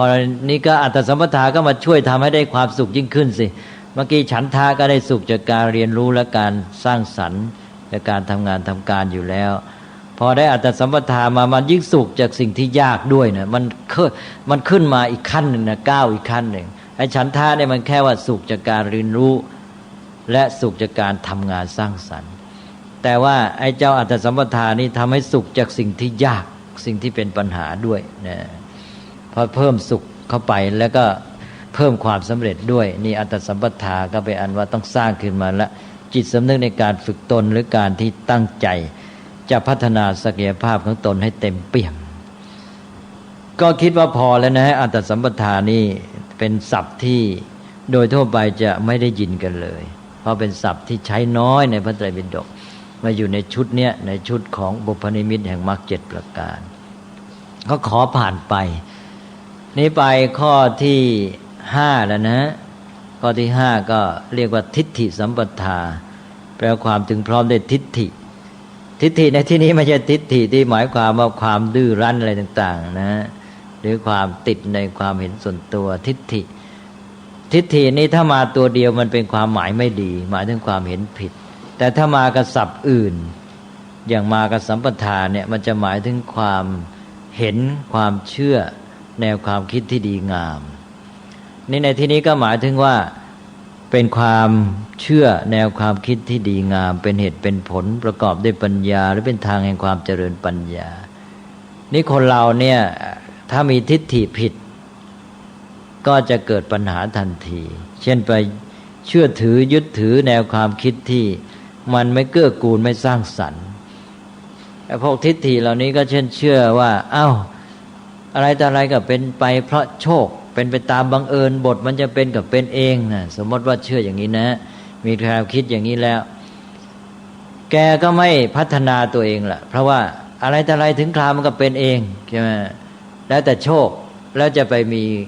ไอ้แนว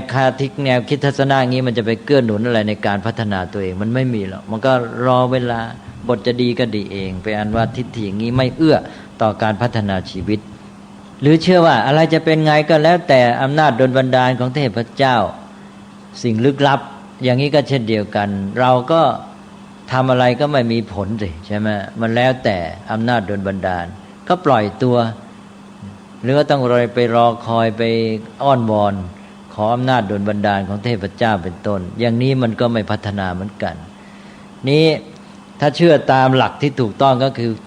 อย่างน้อยให้มันเป็นความเชื่อความถือหลักการที่มันเอื้อต่อการที่แสวงหาปัญญาก็เช่นว่าถือหลักการว่า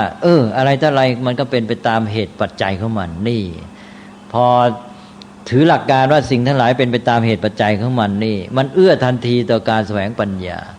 พอเราไปเจออะไรปั๊บเจอประสบการณ์ เจอเหตุการณ์สถานการณ์อะไรขึ้นมาแล้วก็โอ้มันเป็นไปตามเหตุปัจจัยเพราะบอกว่าเป็นไปตามเหตุปัจจัยเราก็ต้องค้นหาเหตุปัจจัยแล้วสิมันก็เป็นตัวกระตุ้นเป็นตัวจุดเริ่มให้เราเนี่ยแสวงปัญญาทันทีฉะนั้นความเชื่อที่ถูกต้องนี่เป็นประโยชน์มากเอาเป็นว่าเป็นความเชื่อแนวความคิดหลักการที่มันเอื้อต่อการเพิ่มพูนพัฒนาปัญญาหรือในแง่ของเพิ่มพูนกุศลธรรมความดีงามต่างๆนะนี่ถ้าไปเชื่อผิดมันมีเยอะอย่างค่านิยมของสังคมเรื่องค่านิยมของสังคมทัศนคติอะไรพวกนี้เป็นเรื่องทิฏฐิทั้งสิ้นอย่างค่านิยมโก้เก๋ว่าจะต้องมีสิ่งเสพนะจะต้องกินอาหารให้โก้อะไรกินอาหารอร่อยเป็นของนอกแล้วจะโก้เนี่ยค่านิยมเหล่านี้ก็เป็นเรื่องทิฏฐิที่ผิดไม่ประกอบด้วยปัญญาเลยมีปัญญาที่ไหนมันเป็นสักแต่ว่าค่านิยมที่สังคมได้มาหล่อหลอมแล้วก็เชื่อถือกันไป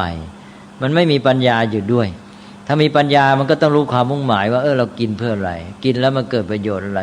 ทำให้ร่างกายแข็งแรงมีสุขภาพดีอย่างนี้แสดงว่ามีปัญญาอันนี้ถ้าเราไปมีค่านิยมตามกระแสสังคมอย่างนั้นเนี่ยชีวิตของเราก็ไม่พัฒนาก็ตกอยู่ใต้อำนาจครอบงำของกระแสค่านิยมนั้นก็จบกันอันนั้นจึงเน้นในข้อที่5นี้ว่าต้องมีทิฏฐิความเชื่อแนวความคิดการยึดถือหลักการค่านิยมที่ถูกต้องประกอบด้วยปัญญาและเอื้อต่อการพัฒนาชีวิตทำให้เจริญปัญญายิ่งขึ้นอย่างที่ว่าพอเชื่อในหลักการแห่งความเป็นไปตามเหตุปัจจัยปั๊บเท่านั้นแหละเจออะไรขึ้นค้นหาเหตุปัจจัยทันทีนั้นทิฏฐินี้ก็สำคัญอย่างน้อยก็ให้ได้ทิฏฐิอันนี้ไว้ก่อนต่อไปก็พัฒนาขึ้นไปทิฏฐินี้ก็จะประณีตก็เป็นสัมมาทิฏฐินั่นเองก็เห็นจะพอสมควรนะเรื่องทิฏฐินี่ก็ผ่านไปได้ก็ไปข้อที่6เลยข้อที่6ก็เรียกว่าอัปปมาทสัมปทาแปลความถึงพร้อมด้วยความไม่ประมาทความไม่ประมาทก็คือการที่เป็นอยู่อย่างไม่ขาดสติเนี่ยเคยอธิบายไปแล้วนะการเป็นอยู่อย่างไม่ขาดสติคือมีสติคอยระลึกคอยนึกถึง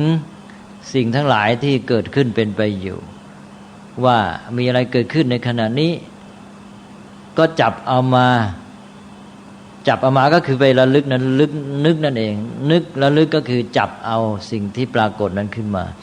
เอามาไงเอามาให้ปัญญาพิจารณาว่าไอ้สิ่งที่เกิดขึ้นอันนี้มันเป็นไปในทางดีหรือทางร้ายมีผลกระทบต่อชีวิตของเราไหม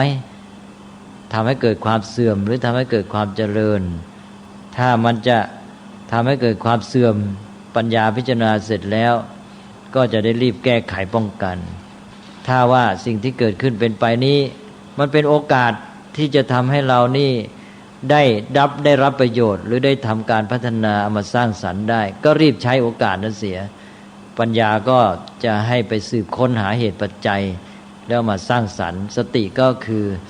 จับเรื่องราวนั้นเอามาให้ปัญญาพิจารณาแต่นี้การที่ว่ามีสติตื่นตัวอยู่เสมอไม่ปล่อยเวลาให้ปล่อยผ่านไปเปล่าไม่เลื่อนลอยไม่เคว้งคว้างเนี่ยจิตใจที่ตื่นตัวทันสถานการณ์อย่างนี้ก็คือเป็นความไม่ประมาทความไม่ประมาทก็เลยมีความสำคัญอย่างยิ่งก็เป็นการตระหนักในการที่สิ่งทั้งหลายมีความเปลี่ยนแปลงเพราะฉะนั้นความไม่ประมาทนี้จะโยงไปหาหลักเรื่องอนิจจังคือว่าเรามีจิตสำนึกที่มองถึงความเปลี่ยนแปลงอยู่เสมอว่าสิ่งทั้งหลายนี้ไม่คงที่นะมีการเกิดขึ้นตั้งอยู่ดับปลายเปลี่ยนแปลงตลอดเวลาแม้แต่ชีวิตของเราเพราะฉะนั้นในเมื่อสิ่งทั้งหลายเปลี่ยนแปลงไปแม้แต่ชีวิตของเราเนี่ยเราจะมานอนใจอยู่ไม่ได้พรุ่งนี้จะเป็นยังไงก็ไม่รู้เพราะฉะนั้นเราจะต้องตื่นตัวอยู่เสมอความเปลี่ยนแปลงนี้ก็มากระตุ้นเตือนใจเรานี่ให้ไม่นิ่งนอนใจแล้วก็ให้เร่งรัดให้คอยมีสติจับและลึกนึกสิ่งต่างๆเอามาในการที่ป้องกันความเสื่อมเสียและในการที่จะใช้ประโยชน์จากโอกาสที่เกิดขึ้นอันนี้เรื่องความเปลี่ยนแปลงก็ไม่สัมพันธ์กับเวลาอีกเพราะเราลึกถึงความเปลี่ยนแปลงความเป็นอนิจจังทุกขังก็เตือนใจเราให้ ไม่ประมาทนะแล้วก็ความเปลี่ยนแปลงนั้นอาศัยการเวลาเมื่อการเวลาผ่านไปสิ่งทั้งหลายก็เปลี่ยนแปลงเพราะนั้นคนที่มีความไม่ประมาทก็มองเห็นความสำคัญของการเวลาว่าโอ้เวลาผ่านไปนี่สิ่งทั้งหลายมันไม่ได้หยุดนิ่งนะชีวิตของเราก็ผ่านไปจากเด็กก็จะหนุ่มสาวแล้วจะแก่นะแล้วก็สิ่งทั้งหลายรอบตัวก็เปลี่ยนแปลงไปพ่อแม่พี่น้องของเราก็เปลี่ยนแปลงไปเราจะมานวลจอยอยู่ไม่ได้เราจะมาหลงมัวเมาอยู่ไม่ได้เพราะฉะนั้นรีบทำการเพราะนั้นก็เห็นความสำคัญของการเวลาผ่านไปคนที่มีความไม่ประมาทนี่จะใช้เวลาให้เป็นประโยชน์มากที่สุดเพราะนั้นพระพุทธเจ้าจะตรัสเตือนเราอยู่เสมอเรื่องของอนิจจังเรื่องของการเวลาจะให้โยงมาหาความไม่ประมาทว่าอย่างในคาถาพุทธภาษิตไม่ใช่คาถาละเป็นพุทธพจน์เป็นปัจฉิมวาจาพระพุทธเจ้าก่อนปรินิพพานก็ตรัสว่าวยธรรมาสังขาราอัปมาเทนะสัมปาเตถะแปลว่าสังขารทั้งหลายมีความเสื่อมสลายไปเป็นธรรมดาเธอทั้งหลายจงยังความไม่ประมาทให้ถึงพร้อมท่อนแรกวยธรรมาสังขาราสังขารทั้งหลายมีความเสื่อมสลายไปนั่นคืออนิจจังใช่ไหมท่อนที่สองก็บอกอัปปมาเทนะสัมปาเทถะเพราะฉะนั้นจงยังความไม่ประมาทให้ถึงพร้อมนี่แหละอนิจจังกับความไม่ประมาทสิ่งทั้งหลายมันเปลี่ยนแปลงไปมันไม่คงอยู่มันสลายเพราะฉะนั้นเราอย่ามัวนอนใจนะไม่ประมาทนะนี่พระพุทธเจ้าก็จะตรัสเรื่องชีวิตผ่านไปเวลาแต่ละวันมันผ่านไปให้ใช้เวลาให้เป็นประโยชน์ก็มีคาถาในพุทธศาสนาที่สอนเรื่องนี้ไว้เยอะนะที่ผมจะยกมาบ่อยๆก็อย่างคาถาที่บอกว่าอโมคังทิวสังกยิราอเปนะภูเกนวาแปลว่าเวลาแต่ละวันอย่าให้ผ่านไปเปล่าไม่มากก็น้อยต้องให้ได้อะไรบ้างนี่คือความเป็นอนิจจังสิ่งทั้งหลายเปลี่ยนแปลงแล้วก็ให้เห็นความสำคัญของการเวลาใช่ไหมแต่ละวันนี่สำคัญมากอย่าให้ผ่านไปเปล่าไม่มากก็น้อยต้องให้ได้อะไรบ้างแล้วก็ไปแจกแจงเอาสิว่าได้อะไรบ้างได้วัตถุได้เงินทองได้งานได้การได้ทำประโยชน์ได้ปัญญาได้ความรู้ได้ศึกษาเล่าเรียนได้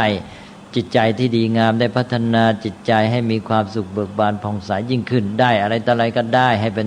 ดีงามจนกระทั่งได้จากทรัพย์ที่เป็นวัตถุภายนอกมาจนได้อริยทรัพย์ภายในนั้นก็พระพุทธเจ้าก็ตรัสเตือนเราอยู่เสมอแม้แต่ในการที่ว่ามาพัฒนาศีลสมาธิปัญญาก็ต้องเร่งด้วยความไม่ประมาทอย่างที่บอกว่าคโนโวมาปัจจคาแม้แต่ขณะเดียวก็อย่าให้ล่วงผ่านท่านไปเปล่านะนี่ถ้าปฏิบัติกันจนถึงเต็มที่แล้วความไม่ประมาทจะมาถึงขั้นนี้คือขั้นที่แม้แต่ขณะเดียวจะให้เสียเปล่าก็เพราะนั้นคตินี้จะเอาระดับไหนก็แล้วแต่นะถ้าว่าเอาขั้นหยาบก็แต่ละวันเวลาแต่ละวันอย่าให้ผ่านไปเปล่าไม่มากก็น้อยต้องให้ได้อะไรบ้างนี่ถ้าเอาขั้นละเอียดก็ต้องอย่างที่ว่าเนี่ยต้องถึงขั้นที่ว่าแต่ละขณะอย่าให้เสียเปล่าเลยถ้าทำได้ขั้นนี้นี่เก่งมากนะขั้นที่เตรียมตรัสรู้ได้แล้วนะเพราะว่าท่านผู้ปฏิบัติขั้นสูงนี่จะมีสติกำกับทุกขณะเลยนะคือไม่ให้ช่องแก่อกุศลเข้ามาจิตจะทันต่อความเป็นไปตลอดทุกเวลาอย่างสติปัฏฐานนี่สติทันต่ออารมณ์ปัจจุบันทุกขณะเลยเพราะนั้นทุกขณะนี่ก็ไม่เสียเลยไม่มีอกุศลธรรมเกิดขึ้นอันนี้ก็เป็นเรื่องของความไม่ประมาทนะความไม่ประมาทนี่เป็นตัวหลักประกันที่จะทำให้ชีวิตนี้เจริญงอกงามไอ้ 4-5 ข้อที่ว่ามาทั้งหมดนั้นมันก็มีความดีมันมีประโยชน์ในตัวเองแต่ถ้าลงประมาทสักอย่างหนึ่งก็จบมันก็เลยไม่เดินหน้าใช่ไหมไอ้ความไม่ประมาทเป็นตัวกระตุ้นให้เจ้าตัวที่ผ่านมาทุกตัวทำงานนะนั้นเป็นตัวกระตุ้นคอยเร่งเร้าพระพุทธเจ้าจึงตรัสบอกว่าความไม่ประมาทนั้นเหมือนรอยเท้าช้างรอยเท้าช้างนั้นก็เทียบกับรอยเท้าสัตว์อื่นที่เป็นสัตว์บกไม่มีรอยเท้าสัตว์ใดใหญ่กว่ารวมลงในรอยเท้าช้างได้ทั้งหมดก็หมายความว่ารอยเท้าช้างนี่ครอบคลุมรอยเท้าอื่นได้หมดเหมือนกับความไม่ประมาทเนี่ยก็ครอบคลุมธรรมะอื่นได้หมดครอบคลุมอย่างไรครอบคลุมก็คือว่าทำให้ธรรมะข้ออื่นเนี่ยเกิดผลหรือทำหน้าที่ของมันถ้าลงประมาทซะอย่างเดียวธรรมะมีกี่ข้อก็นอนหลับหมดนะอย่างที่เคยพูดบ่อยๆบอกว่าธรรมะเรียนมากี่ข้อประมาทซะอย่างหนึ่งก็อยู่ในตู้คัมภีร์ นะไม่ได้ออกมาใช้ประโยชน์นะรู้ว่าดีสามารถบรรยายว่าธรรมะข้อนี้ดียังไงดียังไงแต่ประมาทซะอย่างเดียวมันก็นอนเฉยทีนี้พอไม่ประมาทธรรมะทุกข้อนี่ทำหน้าที่หมดนะแม้แต่คนที่เรียนรู้น้อยเรียนรู้ธรรมะสักข้อสองข้อแต่เป็นคนไม่ประมาทธรรมะที่เรียนสองข้อก็ได้ใช้ประโยชน์หมดถ้าเรียนมา3 ข้อ3 ข้อก็ได้ใช้ประโยชน์หมดเพราะฉะนั้นคนที่ไม่ประมาทนี้แม้เรียนรู้น้อยก็เดินหน้าไปได้ใช่ไหมได้ประโยชน์คนที่เรียนรู้มากเอามาพูดธรรมะมากมายแต่ตกอยู่ในความประมาทธรรมะเหล่านั้นนอนหลับหมดไม่ได้ประโยชน์อยู่ในตู้เฉยๆอันนั้นพระพุทธเจ้าก็เลยตรัสเรื่องความไม่ประมาทนี่ถ้าเราไปเทียบกันเหมือนกันระหว่างเต่ากับกระต่ายไอ้เจ้ากระต่ายนั้นประมาทตกอยู่ในความประมาทว่าไอ้เจ้าเต่านี่มันเดินช้าเราวิ่งเดี๋ยวก็ถึงหลักชัยและไอ้เจ้าเต่านี่คลานไปเถอะอีกนานเพราะนั้นนอนซะก่อนก็ได้นอนก็ได้ตอนที่ว่านอนก็ได้ก็คือปล่อยปละละเลยเนี่ยทอดทิ้งหน้าที่ก็นอนหลับเพลินตื่นมาอีกทีปรากฏว่าเต่าไปถึงหลักซะแล้วเลยแพ้เลยใช่ไหมอันนี้ความประมาทก็คือการละเลยเพิกเฉยปล่อยปละละทิ้งไม่เอาใจใส่ไม่ขมิขมันไม่กระตือรือร้นเฉยชาผัดเพี้ยนนี่ผัดเพี้ยนนี่เจ้ากระต่ายนี่ผัดเพี้ยนแหละนะผัดเพี้ยนนี่เป็นข้อสำคัญของคนประมาททำให้เสียการหมดดังนั้นความไม่ประมาทกับความประมาทนี่ในภาษาไทยได้มีความหมายเพี้ยนไปนิดหน่อยอย่างกรณีของกระต่ายเนี่ยประมาทเนี่ยก็หมายถึงความที่ผัดเพี้ยนละเลยแต่เหตุให้ไม่ประมาทขออภัยเหตุที่ทำให้กระต่ายประมาทก็คือมันเป็นนึกว่าไอ้เจ้าเต่ามันเดินช้าใช่ไหมต่อมาภาษาไทยคำว่าประมาทเนี่ยกลายเป็นมีความหมายเป็นดูถูกเลยถูกไหมนี่คือเจ้ากระต่ายนี่ดูถูกเต่าเรียกว่าประมาทเต่าถูกไหมแต่ที่จริงการดูถูกเต่าเป็นเหตุให้เจ้ากระต่ายประมาทนะประมาทนี่คือภาวะที่ว่าปล่อยทอดทิ้งละเลยผัดเพี้ยนนะไม่เร่งรัดตัวเองไอ้ตอนประมาทมันอยู่ตรงนี้แต่ว่าเหตุที่เจ้ากระต่ายประมาทคือผัดเพี้ยนมัวนอนเพลินอยู่เนี่ยเพราะอะไรเพราะไปดูถูกกระต่ายไอ้เต่าไปดูถูกเต่าว่ามันอืดอาดช้าต่อมาภาษาไทยกลายเป็นว่าตัวความประมาทกลายเป็นดูถูกกลายเป็นว่าเจ้ากระต่ายดูถูกเต่าประมาทเต่าว่ามันช้าใช่ไหมนี่ภาษาไทยมันเพี้ยนไปอย่างเงี้ยคือมันก็มีเหตุผลที่ทำไมจึงเพี้ยนเพราะนั้นการแยกองค์ธรรมให้ชัดนี่จะต้องแยกแต่ละขณะเลยเป็นเหตุปัจจัยแก่กันอย่างเพราะกระต่ายดูถูกเต่าใช่ไหมก็เลยเป็นเหตุให้เจ้ากระต่ายนี้ประมาทต้อง2 ตอนเหมือนอย่างตอนที่บอกว่าเพราะมานะอยากเป็นใหญ่ก็เลยเป็นเหตุปัจจัยให้เพียรพยายามต้องพูดอย่างนี้ใช่ไหมภาษาไทยมันเพี้ยนไปกลายเป็นมานะเพียรพยายามไปเลยเนี่ยใช่ไหมเนี่ยจะเห็นว่าภาษาไทยนี่มันมีเหตุผลที่ทำให้เพี้ยนได้คือพูดไปพูดมาแล้วมันสับสนปนเปกันไปแยกองค์ธรรมไม่ออกมันคนละตอนกันเอาละครับเป็นอันว่าความไม่ประมาทนี่เป็นความสำคัญอย่างยิ่งประมาทตรงข้ามกับไม่ประมาทประมาทก็คืออย่างที่ว่าไปแล้วละเลยทอดทิ้งไม่ใส่ใจนะผัดเพี้ยนนะเพลิดเพลินจนกระทั่งไปถ้าเลยไปอาจจะเป็นมัวเมานะมัวเมาก็จะมีศัพท์ให้อีกต่างหากแต่พวกนี้ก็อยู่ในเรื่องประมาททั้งสิ้นนะหลงละเลงปล่อยตัวนะพอมีความสุขแล้วก็เพลินอยู่กับความสุขนั้นอะไรต่ออะไรก็ปล่อยปละแล้วเลยทอดทิ้งไม่ใส่ใจสิ่งที่ควรจะทำไม่ทำนะทีนี้ในทางลบก็คือว่าอะไรเกิดขึ้นจะเป็นเหตุให้เกิดความเสียหายเจ้าความไม่ประมาทจะมาเตือนอย่าไปพลาดนะเจ้าความไม่ประมาทก็จะทำให้ไม่พลาดอย่าไปปล่อยตัวนะอย่าไปพลั้งลงไปนะ อย่าไปถลำไปนะนี่พวกประมาททั้งนั้นไม่ประมาทก็คือไม่ถลำไม่พลาดไม่ปล่อยตัวนะทำให้ไม่เสื่อม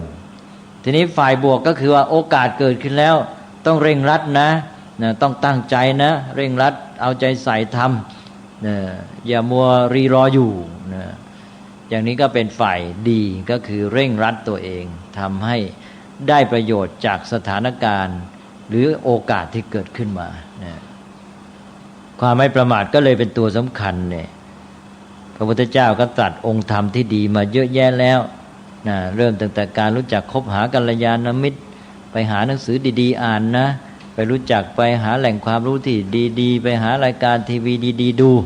นะไปหาครูอาจารย์ที่ท่านมีความรู้แล้วไปปรึกษาท่านอะไรต่างๆนะแล้วก็รู้จัก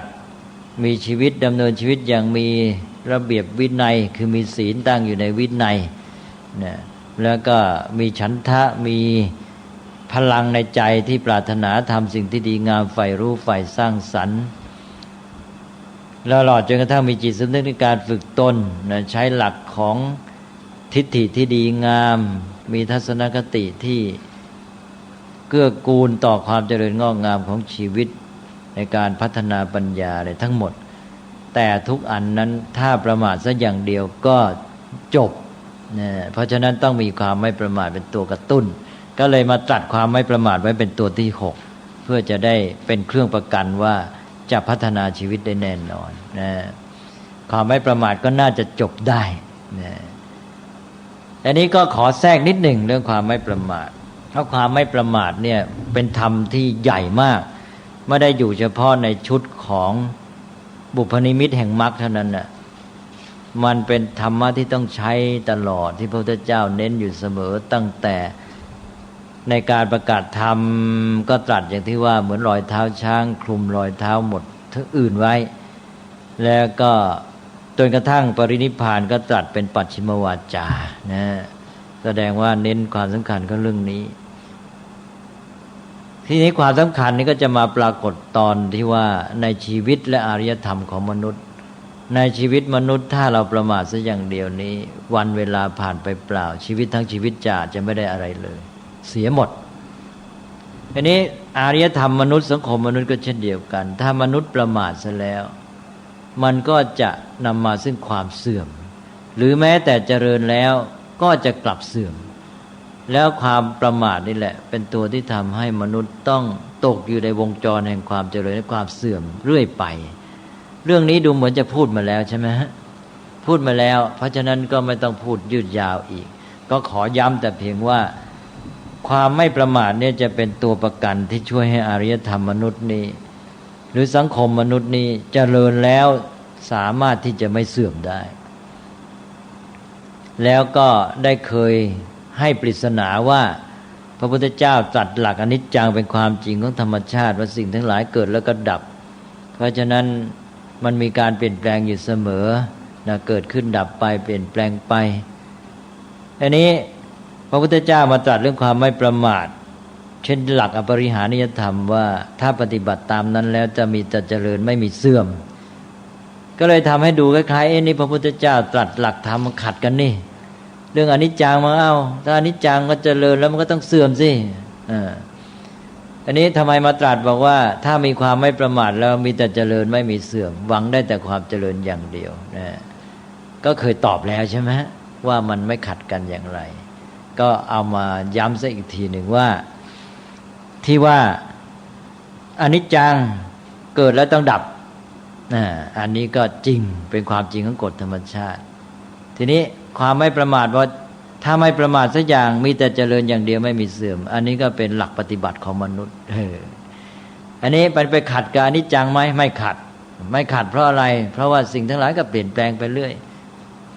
ในการที่ว่าเจริญแล้วเสื่อมหรือเจริญแล้วเจริญต่อไปหรือเสื่อมแล้วจะเสื่อมต่อไปหรือเสื่อมแล้วกลับเป็นเจริญนั้นก็คือเปลี่ยนแปลงทั้งสิ้นนั้นที่ว่ามีแต่เจริญไม่มีเสื่อมก็หมายความว่ามันก็เปลี่ยนแปลงแต่เปลี่ยนแปลงไปในทางที่เจริญเรื่อยไปใช่ไหมเท่านั้นเองก็จบไม่ได้มีอะไรขัดกันอันนั้นก็การที่ว่าไม่ประมาทก็คือการที่เราสามารถใช้ประโยชน์จากอนิจจังนั่นเองคนที่ไม่มีปัญญาก็ ได้แต่ปล่อยตัวไปตามความเปลี่ยนแปลงของสิ่งทั้งหลายให้ปล่อยให้เหตุปัจจัยในทางภายนอกมันมาทำให้เกิดความเปลี่ยนแปลงนั้นโดยที่ตัวเองไม่ได้เข้าไปเป็นปัจจัยร่วมด้วย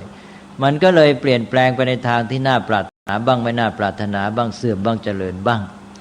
อันนี้พอมนุษย์เรามีปัญญาเรารู้เหตุปัจจัยเรารู้ว่าไอ้สิ่งทั้งหลายมันเปลี่ยนแปลงไปตามเหตุปัจจัยเราก็เลยไปศึกษาเหตุปัจจัยแล้วเราก็ไปจัดการเอาตัวเราเข้าไปเป็นเหตุปัจจัยด้วยพร้อมทั้งไปหนุนเหตุปัจจัยที่ดีและไปป้องกันกำจัดเหตุปัจจัยให้เสื่อมเราก็เลยสามารถใช้อนิจจังให้เป็นประโยชน์ทำให้เหตุปัจจัยนี้เกิดเป็นความเปลี่ยนแปลงในทางที่ดีงามที่เราเรียกว่าเป็นความเจริญดีต่อตัวเราต่อชีวิตและต่อสังคมมนุษย์นั้นก็เลยความไม่ประมาทนี้เป็นการรู้จักใช้ประโยชน์จากอนิจจังเอากฎอนิจจังของธรรมชาติมาใช้ให้เป็นประโยชน์ด้วยปัญญาของมนุษย์โดยการเอาตัวมนุษย์ปัญญามนุษย์เข้าเป็นเหตุปัจจัยด้วยในกระบวนการของกฎธรรมชาตินั้นก็เลยดีไปเลยนะอันนี้มนุษย์ทั่วไปเนี่ยมันมักจะตกอยู่ใต้อำนาจของกิเลสปุถุชนก็คือว่าพอเจริญขึ้นมามีความสุขมีความสำเร็จดีงามแล้วก็จะหลงระเริงเพลิดเพลินมัวเมามันก็จะเกิดความเฉยชามีความโน้มเอียงที่จะหยุดจะช้าลงจะเสพเสวยผลของการสร้างสรรค์นั้นเมื่อมนุษย์มานอนเสพเสวยผลที่ตนสร้างขึ้นก็ไม่ทำต่อไปก็จะต้องเกิดความเสื่อมเพราะฉะนั้นความสุขก็ตามความสำเร็จก็ตามความดีงามก็ตามที่เกิดขึ้นแล้วถ้ามนุษย์ไม่รู้จักใช้เป็นประโยชน์ปฏิบัติต่อมันไม่ถูกก็จะกลับเป็นปัจจัยแห่งความเสื่อมเพราะนั้นจึงมีหลักการได้ทั่วไปว่าความสุขความเจริญความสำเร็จและความดีงามที่ได้สร้างสรรค์ขึ้นมาจะเป็นหลุมดักมนุษย์ที่มาสร้างสรรค์ความเจริญมาได้เนี่ยให้กลับตกอยู่ในวงจรแห่งความเสื่อมอีกครั้งหนึ่งนะเพราะนั้นมนุษย์จะต้องไม่ตกอยู่ในหลุมดักอันนี้นะคือว่าความสุขความสำเร็จความดีงามที่ได้ทำขึ้นมาจะเป็นหลุมดักคนให้ประมาทให้มีความโน้มเอียงที่จะเสวยผลแล้วก็จะช่วยช้าลงแล้วก็หยุดนิ่งแล้วก็กลับเสื่อมเพราะฉะนั้นพอสังคมเจริญขึ้นชีวิตเราเจริญขึ้นเนี่ยเราก็จะมีความเพลิดเพลินหลงละเลงอารยธรรมมนุษย์เช่นอารยธรรมโรมันเป็นต้นนะแต่ก่อนนี้เป็นคนป่าเถื่อนนะมีความเข้มแข็งรบเท่าไหร่ก็ชนะหมดนะมีความเจริญก้าวหน้าพอพวกโรมันนี้รบชนะไปทั่วหมดก็เริ่มมีความประมาทมัวเมามีความมัวเมาสยบในกามารมณ์ต่อมาอารยธรรมโรมันก็เสื่อมแล้วก็แพ้กับบาร์เบเรียนคือแพ้กับพวกคนป่าเถื่อนเพราะนั้นอารยธรรมก็พินาศสังคมทุกสังคมก็มักจะเป็นอย่างนี้ยามที่มีความทุกข์ยากลำบากก็จะลุกขึ้นมาดิ้นรนขนขวายสร้างสรรค์ความเจริญพอมีความสำเร็จมีความสุขดีงามแล้วก็จะหลงระเริงเพลิดเพลินมัวเมาแล้วก็กลับเสื่อมเพราะนั้นมนุษย์ที่เป็นปุถุชนอยู่ใต้อำนาจกิเลสก็จะอยู่ใต้วงจรนี้ด้วยแล้วก็กลายเป็นว่ามนุษย์เหล่านี้ต้องอาศัยทุกข์บีบคั้นภัยคุกคามจึงจะลุกขึ้นดิ้นรนผลขวายนะเพราะนั้นก็จะเป็นหลักว่ามนุษย์ปุถุชนนั้นเมื่อทุกข์บีบคั้นภัยคุกคามก็ลุกขึ้นดิ้นรนขนขวายสร้างสรรค์ความเจริญขึ้นมาเมื่อเจริญขึ้นมาแล้วมีความสุขความพรั่งพร้อมก็มัวเมาหลงระเริงประมาทก็กลับเสื่อมลงก็เป็นอย่างนี้เรื่อยไปก็นั้นก็เลยมนุษย์ก็ไม่พ้นวงจรของความเจริญและความเสื่อมแต่ถ้ามนุษย์ใช้หลักความไม่ประมาทแกก็ไม่ต้องอาศัยทุกข์บีบคั้นภัยคุกคามแกก็ใช้สติปัญญาคอยตรวจตราคอยจับเอาเหตุการณ์ที่เกิดขึ้นมามีความตื่นตัวทันสถานการณ์แล้วเพราะความตื่นตัวทันสถานการณ์นั้นก็เอาทุกสิ่งทุกอย่างที่เกิดขึ้นมาสำรวจพิจารณาแล้วก็ใช้ปัญญาแก้ไขเหตุปัจจัยแห่งความเสื่อมแล้วก็สร้างสรรค์เหตุปัจจัยแห่งความเจริญ รักษาความเจริญไว้ได้เจริญยิ่งขึ้นต่อไปนะนั้นความไม่ประมาทที่แท้ด้วยสติปัญญานี้จะทำให้มนุษย์สามารถรักษาความเจริญที่ทำมาแล้วรักษาความดีงามและความสุขความสำเร็จให้อยู่ได้และสามารถทำให้เจริญยิ่งขึ้นไปจนเต็มเปี่ยมไพบูรณ์นี่ก็คืออานิสงส์ของความไม่ประมาทนะน่าจะแก้ไขได้ทั้งปัญหาชีวิตมนุษย์และก็อารยธรรมหรือสังคมมนุษย์ทั้งหมดคิดว่าเรื่องความไม่ประมาทก็พูดมาพอสมควรแก่เวลาก็จะยุติลงเท่านี้นะส่วนข้อสุดท้ายข้อ7เรื่องโยนิโสมนสิการสัมปทาถึงพร้อมด้วยความรู้จักคิดพิจารณาหรือว่าการทำในใจโดยแยบคายอันนี้ได้พูดไปเยอะแล้วเพราะนั้นก็คงจะพอนะ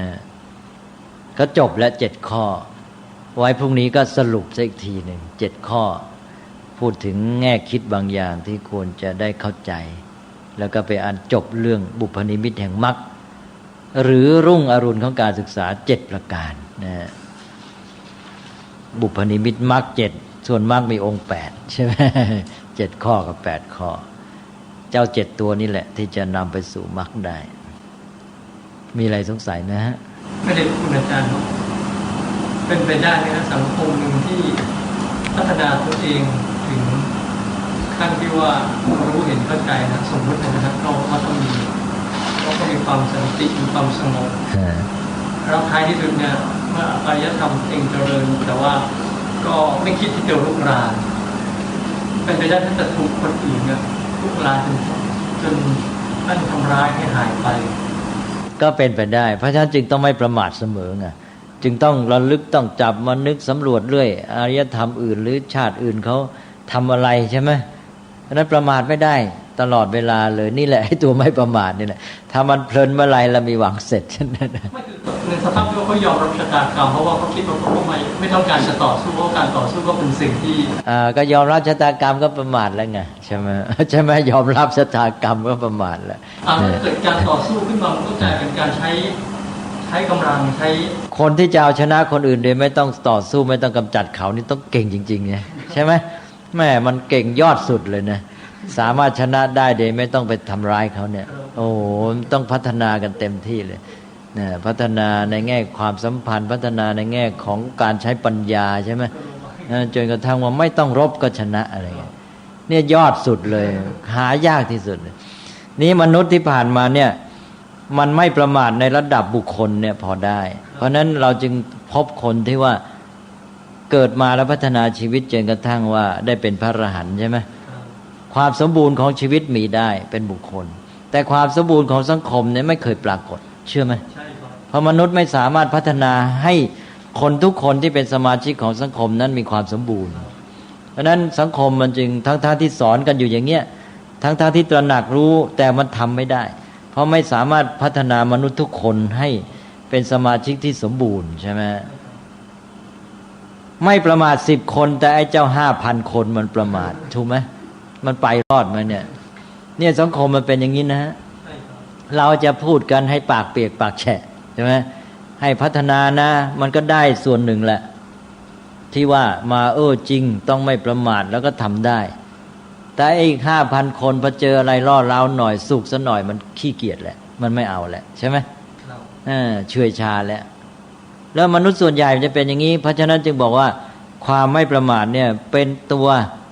เกณฑ์พิจารณาวัดผลการพัฒนามนุษย์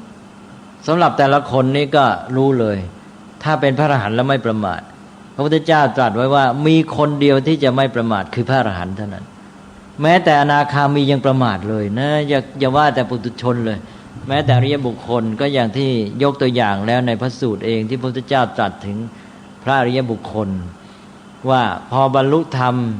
แม้อุตส่าห์ขยันหมั่นเพียรมาอย่างดีนะพอได้บรรลุธรรมสูงว่าเราได้บรรลุธรรมวิเศษแล้วเกิดความยินดีพอใจภูมิใจมีความโน้มเอียงจะเฉื่อยชาลงทันทีเลยชักจะเสวยผลใช่ไหมอันนี้ก็พระพุทธเจ้าก็เธอประมาทแหละว่างั้นนะดังนั้นนี่แหละคนที่สร้างสรรค์ความดีเนี่ยทำไงจะให้ไม่ประมาทได้อยู่เสมอยากมากต้องให้ ไม่ประมาทซ้อนอีกชั้นก็คือเตือนว่าแม้แต่พระอริยบุคคลท่านยังประมาทได้เลยนะ ถ้ายังไม่เป็นพระอรหันต์เพราะฉะนั้นเราต้องสำนึกในเรื่องความไม่ประมาทให้มากใช่ไหมสังคมเนี่ยยากมากหรือว่าสังคมอะไรอย่างนี้นี่ก็เป็นสภาพยูโทเปียเลยนะเพราะว่าก็จึงก็เราพระพุทธศาสนายอมรับมนุษย์เป็นแต่เพียงว่าให้ตั้งเป้าไว้นะเราไม่ไปมัวเพลิดเพลินอยู่กับยูโทเปียเราอยู่กับความเป็นจริงแต่เตือนกระตุ้นกันอยู่เสมอเราจึงมีสังคมกัลยาณมิตรเพื่อจะมาคอยกระตุ้นกันไงเพื่อให้อย่างน้อยคนจำนวนหนึ่งที่มีคุณภาพดีจะได้เป็นกัลยาณมิตรคอยกระตุ้นคนอื่นไม่ให้ไม่ประมาทแล้วอีกอย่างหนึ่งก็คือว่าตั้งระบบวินัยนี่เป็นตัวกระตุ้นให้ไม่ประมาทนะวางระบบสังคมจัดระเบียบสังคมให้มันไม่ประมาทให้ได้นะเพราะฉะนั้นคนที่เป็นผู้บริหารรับผิดชอบสังคมเป็นผู้ปกครองเนี่ยจะต้องพยายามตระหนักอันเนี้ยคือหาทางเอาวินัยมาใช้จัดระบบสังคมยังไงวางระเบียบกฎเกณฑ์กติกายังไงเพื่อกระตุ้นคนให้ไม่ประมาทอยู่เสมอเอาวินัยนี่จะช่วยได้นะอย่างวินัยของพระพุทธเจ้านี่ก็เพื่อให้พระประมาทไม่ได้ใช่ไหมจะมานอนเพลินอยู่ไม่ได้ให้แบบไม่ประมาทอยู่เสมอต้องทำกิจทำหน้าที่ทำอะไรวินัยมันเป็นตัวกติกามาช่วยนี่ใช่ไหมดังนั้นวินัยนี่ก็สำคัญมากมนุษย์ที่โดยคุณสมบัติภายในมันยังไม่พร้อมมันคอยจะประมาทก็อาศัยระบบสังคมนี้มากระตุ้นมันทำให้หยุดไม่ได้ใช่ไหมนอนไม่ได้เสพสุขไม่ได้หลงละเลงไม่ได้อย่างคนเราพอมีความสุขความพรั่งพร้อมมันมีความโน้มเองจะหลงละเลงใช่ไหมวินัยของพระมาเธอมีเกินนี่ไม่ได้ว่างั้นก็ทำให้ประมาทไม่ได้ใช่ไหมมาหลงละเลงในวัตถุไม่ได้ก็ทำให้ต้องไม่ประมาทอยู่เสมอ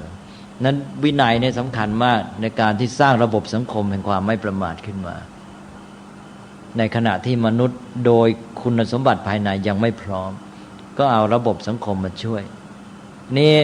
ขณะนี้ถ้าเราใช้เกณฑ์เหล่านี้ไปพิจารณาสังคมเนี่ยมันกำลังไม่มีหลักอะไรทั้งสิ้นใช่ไหมมันจะเอาแต่ตามใจตัวมันก็ชอบประมาทขณะนี้พอสังคมพรั่งพร้อมก็เป็นสังคมบริโภคพอเป็นสังคมบริโภคก็ขี้เกียจเสพสุขเหมือนอเมริกันนะปัจจุบันเนี่ยใช่ไหมพอเป็นสังคมบริโภคผ่านพ้นยุคอุตสาหกรรมบอกเป็น post industrial แล้วผ่านพ้นอุตสาหกรรมก็มาเป็น consumer society